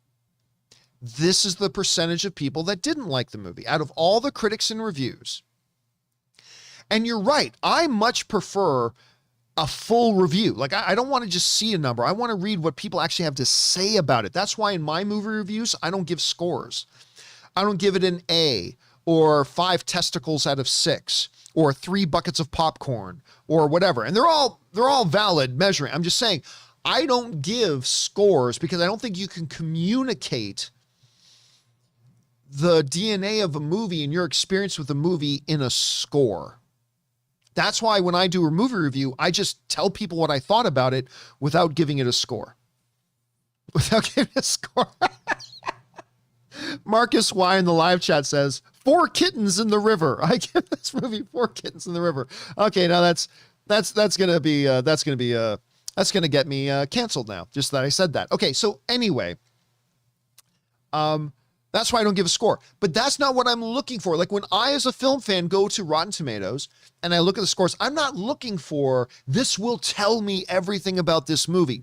That's not what Rotten Tomatoes is for. And that's not why people like me go to it. I love getting a sense because, you know, I just like getting a sense because all these like 200 or 300 critics that get their scores posted up there or their reviews posted up there, they are all vastly different people. Vastly different people who have vastly different backgrounds and vastly different tastes. And I love seeing, okay, in this incredibly diverse group of people, of all different ages, of all different tastes and preferences, of all different backgrounds, of all different preferences when it comes to their movies, when I see a movie that has like a 90%, it's like, wow, like what that tells me is that this will appeal to a wide group of people. And the chances are odds are, not guaranteed, odds are I will probably like it because if you get this massively diverse group of people and like all of these people, some of them prefer older movies, some prefer newer movies, some prefer dramas, some prefer comedy, some prefer action, some love comic book movies, some hate comic book movies, blah, blah, blah. If you get a movie then that comes out with that diverse group of people and say 90% of them like this movie, that says something. It doesn't give you an in-depth analysis of a movie. It doesn't talk about the heart of a movie. It's just a number. But understanding what that number represents has a lot of meaning. And what it communicates to me as a film fan, that this gives me a pretty good gauge as to what are the chances that if I invest my time in watching this movie, that I'll enjoy it. It's not 100%.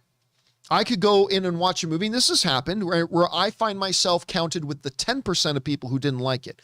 But 9 times out of 10, I'll probably end up liking it. So that's where the value is. So I don't really think there's a point in criticizing a system that doesn't do what it was never intended to do. You know what I'm saying? Like, there's no point in criticizing Rotten Tomatoes for not doing certain things when that's not what Rotten Tomatoes is for or what it's meant to be.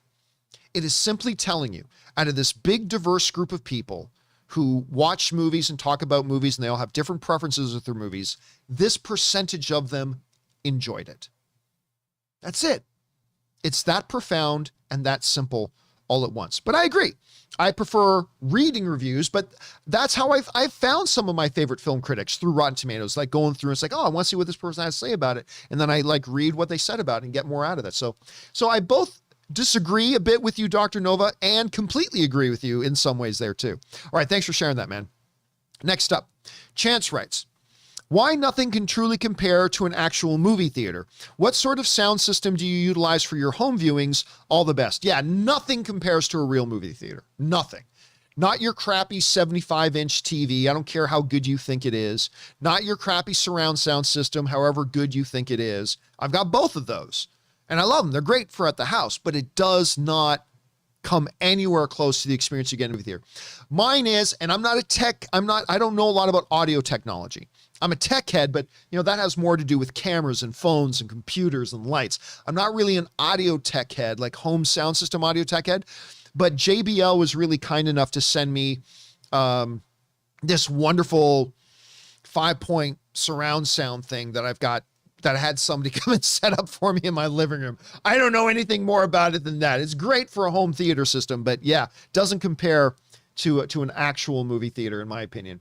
All right, next up, BK Dan writes, okay, John, let's talk critics with all film being so subjective. Let me try this again. Okay, John, let's talk critics, period. With all films being so subjective, how and why do we, as the audience, put so much weight on their take and opinion, especially with it not out to mass audience yet? The way it hits one would be different from the way it hits another. Yeah, listen, all film is subjective and hits everybody in different ways, and that includes film critics. Absolutely. But it's the same reason why, like, I'm not a car guy. All right, just so you know, I'm not a car guy. I appreciate cars, but I'm not like a car guy. It's like, hey, what do you got under the hood there? You got a Hemi 67 with a 4-cent Flugelsflash? I don't really know that stuff. I really don't. Not much of a car guy. I really admire people who do know a lot about cars, but I don't. But when Ann and I started looking for an electric car, because we wanted our next car that we get, Ann's car is now 12 years old. Like, we recently bought me a new car because I was literally driving a 2000 Acura Integra with a lot of miles on it. The thing was almost 20 years old. I needed a new car. So we went out and I love it. I got a Toyota CHR. I love it. It's fantastic. Great. But we decided we wanted our next car to be an electric car. And Ann's car is now, she's got a great Honda Civic, but it's now 12 years old. You can start to feel the age in it as you're driving it. And it's like, okay, as a husband, I would feel better if she was in a newer car right now. By the way, BK Dan sent in a super chat badge as well. Thank you, BK. As does our friend Russell Amador sends in a super chat badge as well. Thank you, Russell. So we started doing a lot of research and watching a lot of videos and things like that about various electric cars. And what I discovered in watching all these videos is you watch a bunch of these car experts say, oh yeah, man, we really love this Mach-E. We love this Mustang Mach-E. But then we watch some other total world car experts saying, we have concerns about Mach-E. We don't like this about Mach-E. Whereas the other car experts said they liked that about it. And then we started getting more of that about the Chevy Bolt EUV was another one we were looking at until it got recalled. But we were looking at the Chevy Bolt EUV. One car expert saying, it's got this feature that really is blah, blah, blah. Whereas the next car expert said, this feature it has is really concerning because we don't like that it does this and this. And we started realizing that even amongst cars, while there is consensus in a bunch of things, it'll depend on the taste of the person driving the car. Maybe they like that this car does this, whereas somebody else won't like that the car does that. So does that mean that reviews have no purpose and no meaning? Absolutely not. It's all a part of it. And the key about film critics is finding film critics that really speak to you, right? That's why I really loved Roger Ebert, was not because I often agreed with him, because 50% of the time I disagreed with Roger Ebert. He'd talk about a movie and I'd watch and say, man, I love this movie that he hated, but whatever. But he was so good. He really spoke to me about how he experienced movies and all that kind of stuff. So I learned a lot about what I could expect from a movie depending on what Roger Ebert thought about it. Not that I would agree with them, but I started to be able to understand. And also I found some film critics that I really enjoyed that I found resonated with me as well. Like, I usually find that 9 times out of 10, when this particular critic, it won't be 100%, but I usually found that with this critic, 9 times out of 10, if he likes something, I'll usually end up liking it. And so I listen to that person a little bit as well. Then I like listening to some critics that I almost always disagree with, just because I love hearing their perspective and all that kind of stuff. But it's like anything in life. If you're going to make an investment of time and money in anything, if you're going to invest any time and money into something, doesn't it make you a naive consumer to not do a little bit of research and not hear what other people have to say about their experience with that product, whether that product is a new phone, whether that product is a new electric car or whether that product is a movie that you're going to go and see. A car reviewer loving a car does not 100% guarantee that you will love it, but at least you'll get a lot more information. You'll have a better idea about what to expect and about whether you should pull the trigger on investing your money in that car. Same thing about a phone. Your experience, you may love the iPhone 13 to death. There are certainly things about it that I am enjoying a lot, but there are also some things about it that I way prefer my Android phone. And so, I watched one critic who just said, one tech reviewer is just like all Android, like all Apple. That's it. This is the best thing. This thing blows the Android phones out of the water, blah, blah, blah, blah. Okay, that's great. That gave me some information and that's useful. And it's helpful. But I didn't necessarily agree on all points, but it was still good to know. It just makes you a better consumer because when you go to see even something as simple as going to see a movie, you are investing time and you are investing money. And I just think it makes you a better consumer to do a little bit of research with people who have engaged with this product, whether it's a movie or not, to see what they're saying about it first before you make a decision to invest that time and money into it. So yes, I have always seen, and I will always see absolute value in the role of critics and the critics you choose to listen to and choose to engage with. It's not 100% guarantee you'll always agree, but that's not always the point, is it? So that's just kind of my take on it at any rate. All right, next up, we've got Hardcore Curtsy who writes, holidays are here, and that charity you like that buys Christmas gifts for needy families. Yeah, so just so you know, it's not a charity. What it is almost every city will have a program, will have an Adopt a Family program. Just contact your local city government, ask about if they have an Adopt a Family program, and then they will match you with a needy family. This is something Ann and I do every year. I only tell you about it because we want to encourage all of you to do it as well. We do this every year. We adopt a family, and it's always a family that's really in rough shape or is in need. We find out about their family. We connect with them. We find out what their kids need, what they need, and then we just do the best we can to provide them with a good Christmas. We get to go to their homes. We deliver gifts to the kids.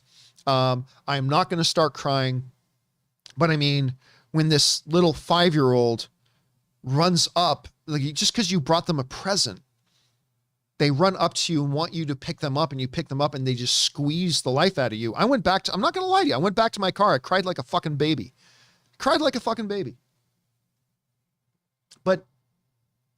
And maybe you're able to meet some of the parents' needs as well and stuff like that.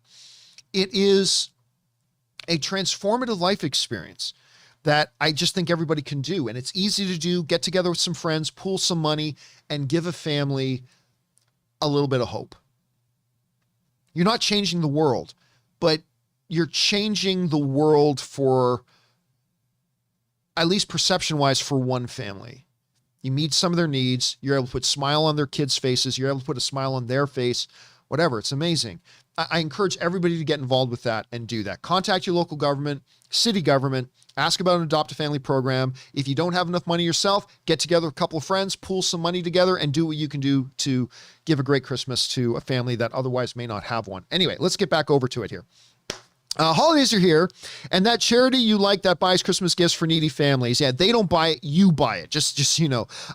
Sounds cool.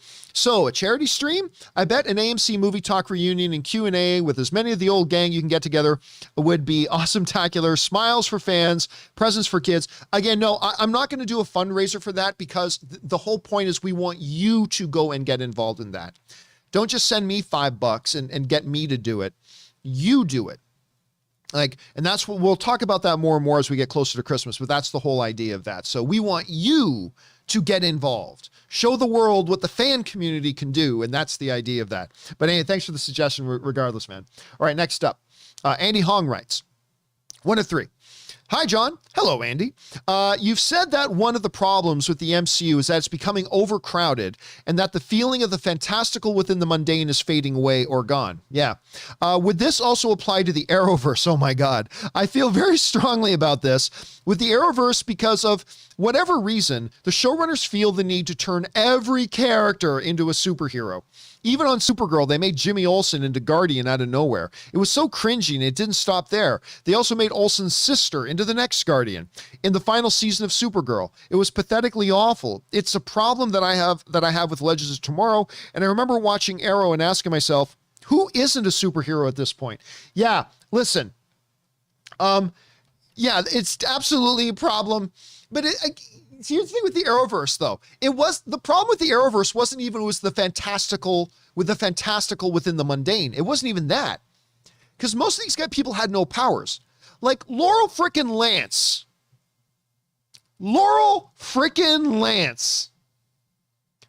who had no business doing anything. A brilliant lawyer, public servant, helped the people. She's a great character on that level, but she had no business being, she literally, in Arrow, wrap your heads around this. And I used to love this show.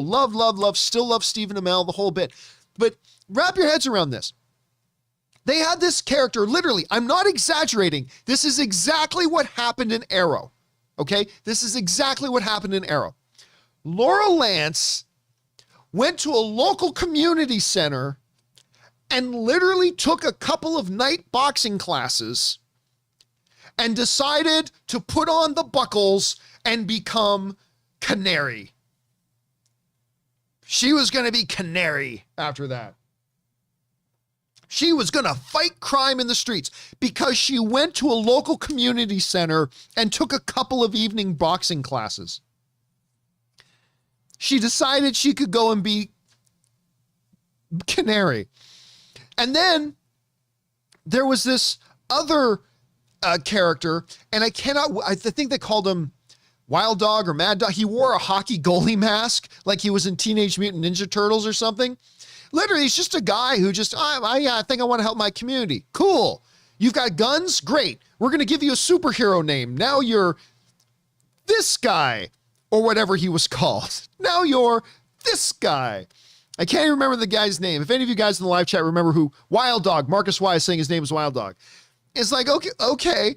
So it's like, now everybody's a superhero, but there were no superpowers. And as far as secret identities go, I felt like every single episode was, which character is going to find out Oliver's real identity this week? Because it just felt like every episode somebody new was finding it. Anyway, yeah, that wasn't so much of the fantastical within the mundane, because that would imply a lot of superpowers that were no longer, superpowers. I mean, it was just like everybody, no qualifications whatsoever. No qualifications. Oh man, I really don't like that there's crime in my city. I think I'm going to pick up that stick and be a superhero. I'm Stick Guy. Stick Guy, coming to a theater near you. 7 testicles out of 8. I mean, I'm going to be Stick Guy. Yeah, I mean, the writing on Arrow really let it down. So, yeah, there was that. Okay. Let's continue moving on, shall we? Next up, where are we at? So yeah, I relate, Andy. I relate. Right, Andy Hong also writes, one of the reasons I'm looking forward to Eternals is for a scene with Kit Harington and Richard Madden so I can finally find consolation in Jon Snow and Robb Stark reuniting after a decade. Last time we saw Jon and Robb together was 2011. Man, it's weird when you think about it in that time frame. That was a long time ago. 2011. Look, I'm going to do a little spoiler, minor spoiler. Andy, you're going to get your wish. I think, yeah, you know what? Because I think it's in the trailer. It is in one of the trailers where you actually see Kit Harington and Richard Madden on screen together. That is, I remember at the world premiere when that happened, you could feel the energy in the audience going, oh, we got the Stark family back together again. That was actually kind of a cool moment in the movie. So it's in the trailer. You'll see it in the movie, and I think you'll like that moment. All right. Next up. Andy Hung also writes, Discovery would like to rename HBO Max to Soggy Ass. This is from yesterday's show. From Soggy Ass, which would be on par with Peacock name-wise. Actually, they could use the bad publicity, which is good publicity, to boost subscriptions to their service. Yeah, they absolutely need something. They need something because they're still kind of falling behind. They're still kind of falling behind on all that. But yes, no, Soggy Ass, listen, somebody was asking earlier, would I trademark anything? I'm trademarking Soggy Ass. Soggy Ass is mine. All right. Nobody in the world wants to boast. Soggy Ass is mine. Okay. Anyway, Potato Cabezo writes, remember, Kevin Feige still has to answer to Bob Chapek. If he doesn't like what happens with Eternals, he could force Feige to correct course. Theoretically, yes, but he won't get involved. Bob Chapek doesn't care about the creative in movies. He doesn't care. That's part of the problem. Look, I've mentioned this before. I'll say it again. When I would go to, I go to Warner Brothers premieres, I go to Paramount premieres, I go to a lot of Disney premieres. But whenever I went to any Disney premiere, any movie premiere that was under the Disney umbrella, Bob Iger was there every time. Big Papa Iger was there every time, showing the world he supports his filmmakers, that he supports his staff, he supports his team. And he would always go. Every premiere, Bob Iger would be there. And if for no other reason than symbolically, it spoke volumes to all the filmmakers and all the talent who works with Disney that the very top guy supports what you do. I have been to 2 Disney premieres in the last couple of months. I was at Shang-Chi. I was at Eternals. Bob Chapek couldn't even be bothered to show up. He couldn't even bother to show up.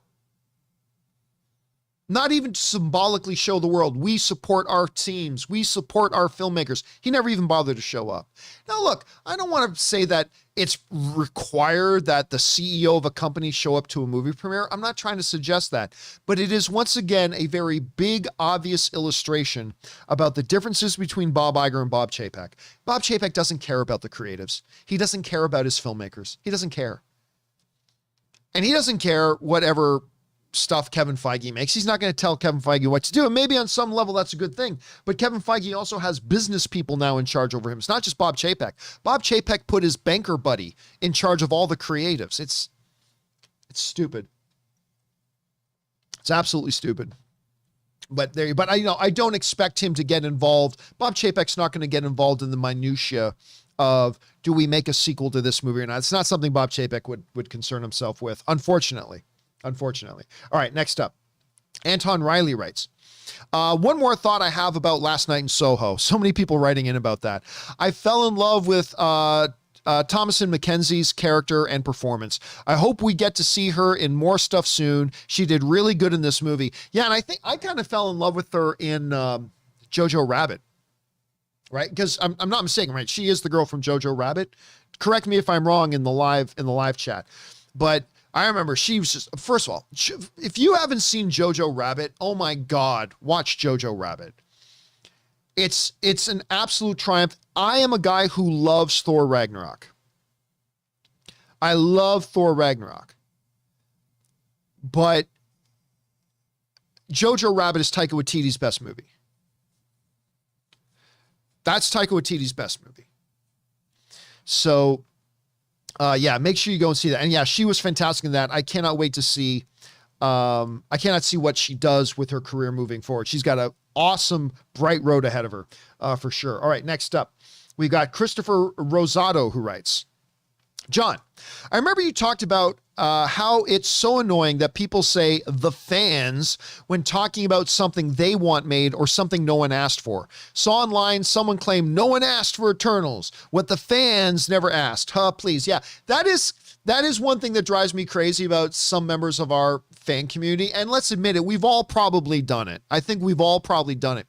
When we say the fans want, Stickman the movie. Well, no, what you're really saying is you want Stick Fans the movie. You don't speak for all the fans.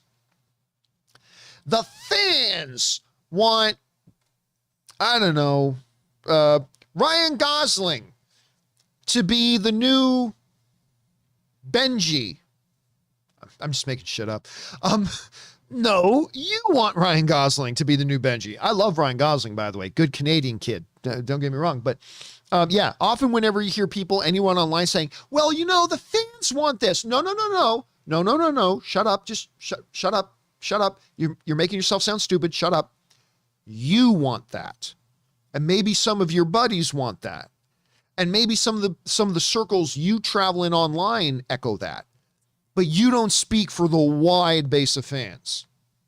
And I think that's something we all do. And I think if we're honest with ourselves, we've all caught ourselves doing that from time to time, probably too. I'm probably guilty of it too, to be honest with you. We got to try to catch that. All right. Russell Amador writes, her Dat Boy 22 in the live chat puts it great. The fans equals my Discord server. Beautifully put, Dat Boy. That's exactly kind of it. That's exactly kind of it. All right.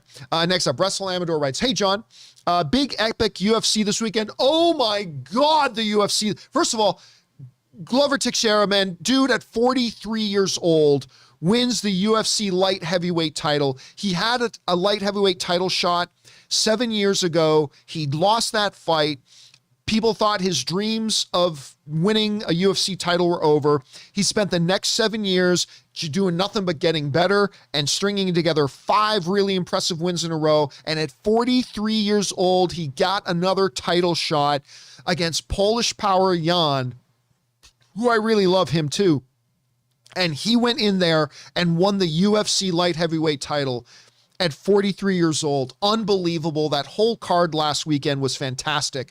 But now we've got a UFC card coming up this weekend. That is nuts. Absolutely nuts. I am so excited about it. Anyway, big epic UFC this weekend. We got fireworks with Gaethje versus Chandler, the rematch with Rose, the rematch with Usman.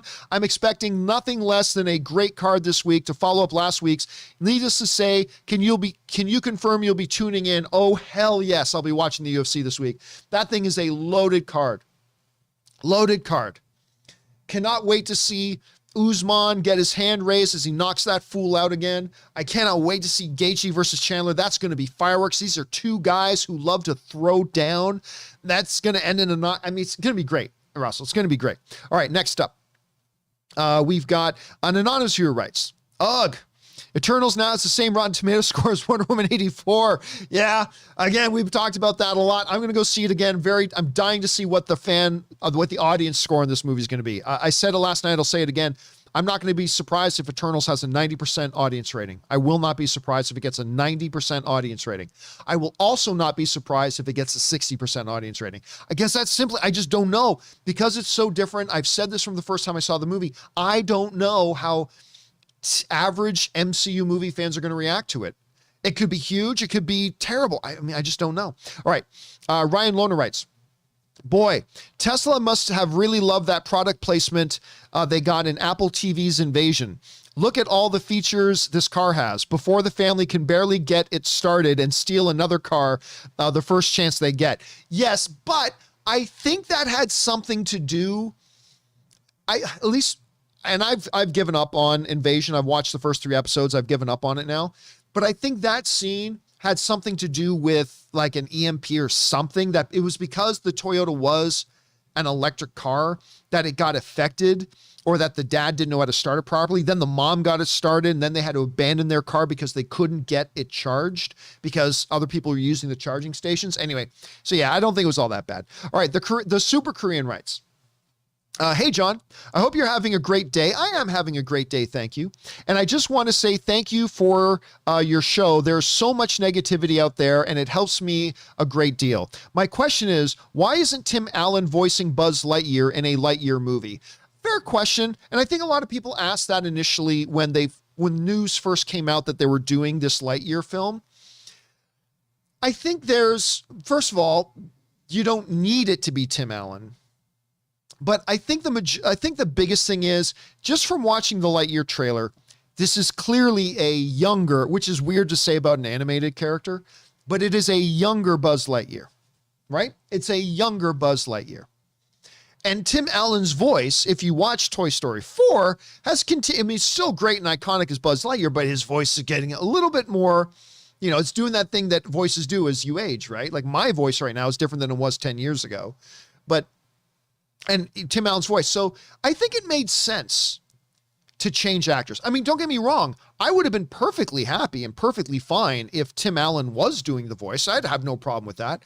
I would have been like, oh man, they should have gotten somebody else to do the voice of, I wouldn't have thought that, but I also didn't blink at the idea that, oh, they're getting somebody else to do it with this young Buzz Lightyear, this young, fresh Buzz Lightyear. The voice probably should be a little bit different. So I think that's the main thing behind it. At least that's my guess. All right. Next up. Suthius writes, Spider-Man No Way Home. Many of us have suggested that the meaning of the title is in regard to Peter not making it back to the MCU's prime reality. That's been the speculation, yes. It's also possible that the title could mean the deaths of the other two Peters if they are indeed in it. It's possible. I mean, but there are a lot of things possible. Again, I believe that Tobey Maguire and Andrew Garfield will be in the movie. I believe that. I don't know that. There's no real proof to say that they are, but I believe they will be. I also don't think they're going to play a huge role in the movie if they are. Again, we're all just speculating, but I don't think they're going to play a huge role in the movie if they are. So I don't think the title would be revolved around them. I think the title has something to do with Peter, our Peter. How much and to what degree? Who knows? We'll find out. All right. Next up. Let's see. Brazilian dude writes, rewatched the Rappaport movie talk episode, and it might be my favorite. His rants had me in tears after laughing so hard. The reactions from the panelists were equally hilarious. Were you caught by surprise by his passionate perspective? Thanks and bring on the filthy. Yeah, listen, I adored that. For those of you who didn't know, we had the actor Michael Rappaport come in and was a guest on Movie Talk once. And listen, why I disagreed with a ton of the stuff that he said, he was a fabulous guest. He was like the perfect guest. He was, man, his rant and the way he would roll, it had us dying and in stitches. He was pretty fantastic. Again, I disagreed with most stuff that he said, but he was a fantastic. That was not my favorite episode of Movie Talk ever, but it would have to rank up there in my top 10 favorite movie, back in the Movie Talk era. One of my top 10 favorite Movie Talk era moments was having him on as a guest. That was great. All right, next up. We got Christopher Rosado, who writes, 1 of 2. Hey, John, correct me if I'm wrong, but I remember hearing that when The Empire Strikes Back came out in 1980, I was 7 years old, so I don't know, that it was met with mixed reviews due to the tone shift and not being what audiences back then thought of a Star Wars movie should be. I know it's hard to predict the future, but with everyone saying Eternals is different than any other MCU movie yet, do you think Eternals in 10, 20 years could be the same situation? Over time, people appreciate the movie more? Well, first of all, let me say, I don't know what the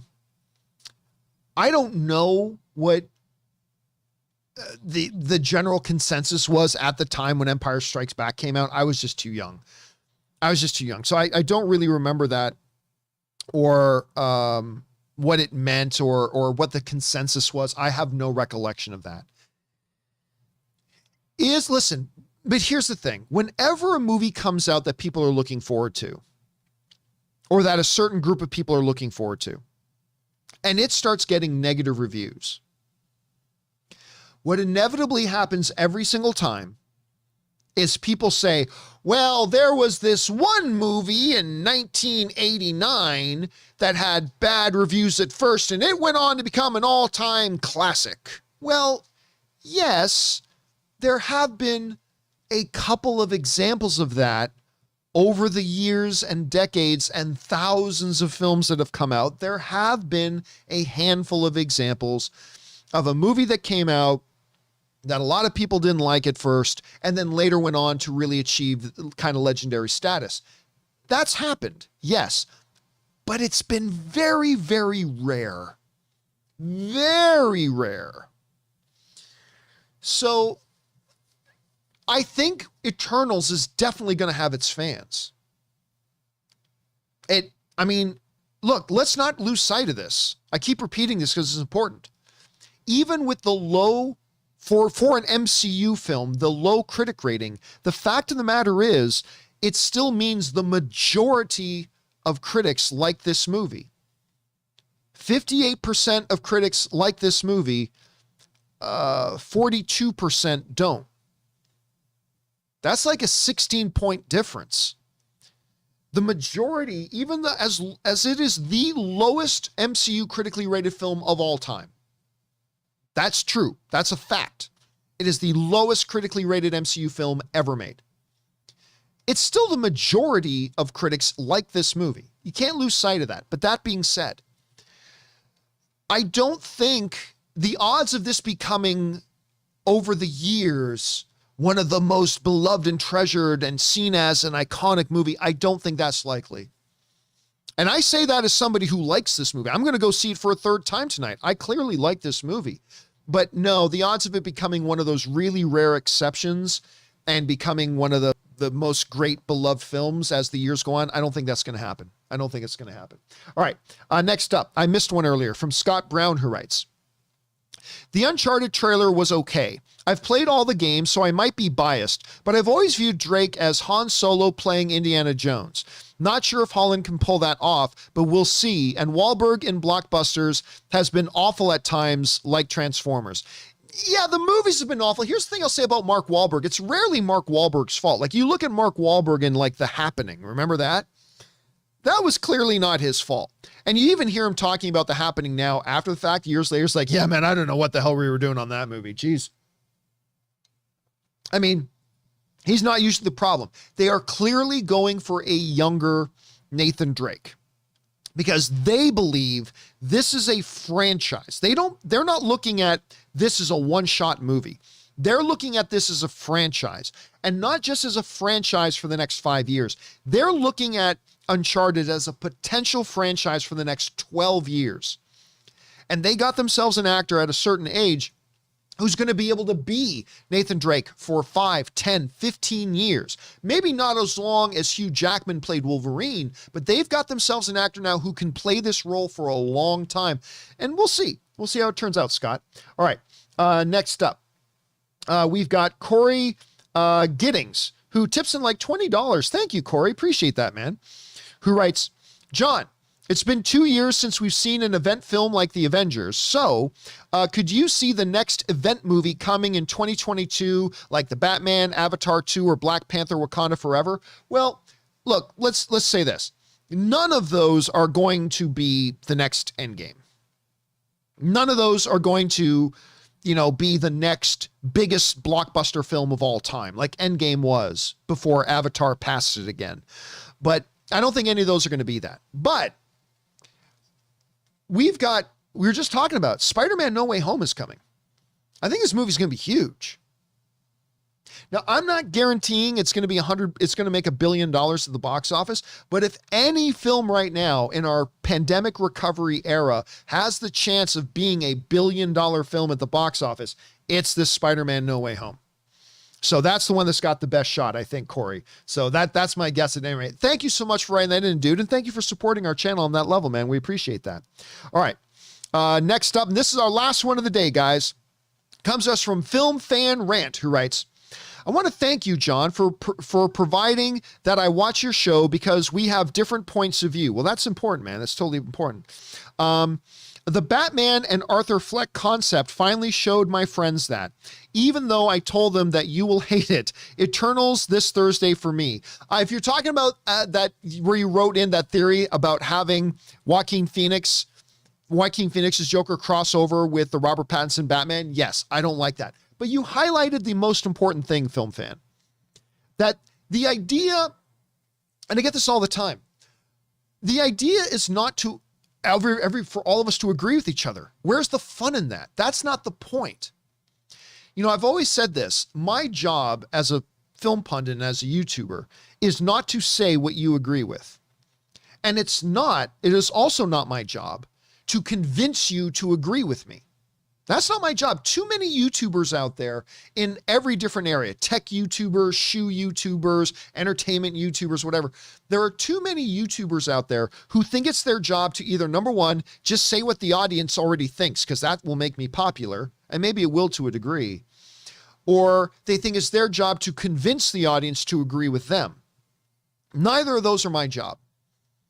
My job, and you've heard me say this, is to give you my understanding of the context of a situation, and then give you my perspective and opinion on it.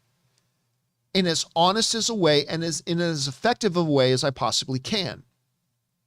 Because if I present you with my perspective and opinion in an effective way, it should either help you firm up why you agree with me, or the opposite, help you really understand and firm up why you disagree with me. That's the point. It's not to make it so we all agree. There's no fun in that. And that's not what art is. That's not what this industry is. But I should be able to communicate to you my honest thoughts and perspectives on something in such a way that makes you more solid in why you agree with me, or more firm up about and help you understand better about why you disagree with me. It's not about agreeing with each other. It's about having different perspectives. It's about having different points of view when it comes to the subjectivity of art. And if that happens, then I love it.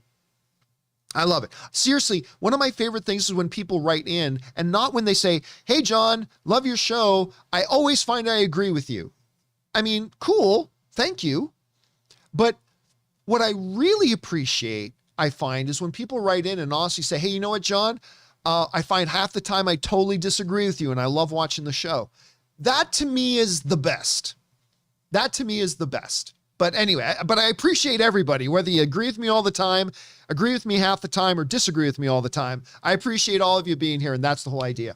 All right, guys, with that down, that'll do it for today's installment of the John Campea Show. Thank you so much for being here and making this show part of your day. Big special thank you to you guys who sent in super chat badges in the live chat, and you guys who sent in these tip questions. Number one, because you gave us great fun things to talk about. But number two, you supported this channel as you did it, and all of us involved here at the John Campea Show. Thank you guys so very much for your support. Don't forget, guys, go and give that aperture. This episode was brought to you by Get Upside. Go and give Get Upside. Give Get Upside. Say that 3 times fast. Go and give Get Upside a shot. Download the app. There's absolutely no commitment to it. There's no downside to it. There's nothing you have to put into it. Download it. Use the promo code Campea, and then let me know about your experiences using it as well. All right, guys. Don't forget to join us again tomorrow for the next episode of the John Campea Show. Can't wait to see you there. That'll do it for me, guys. My name's John Campea, and until next time, my friends, bye-bye.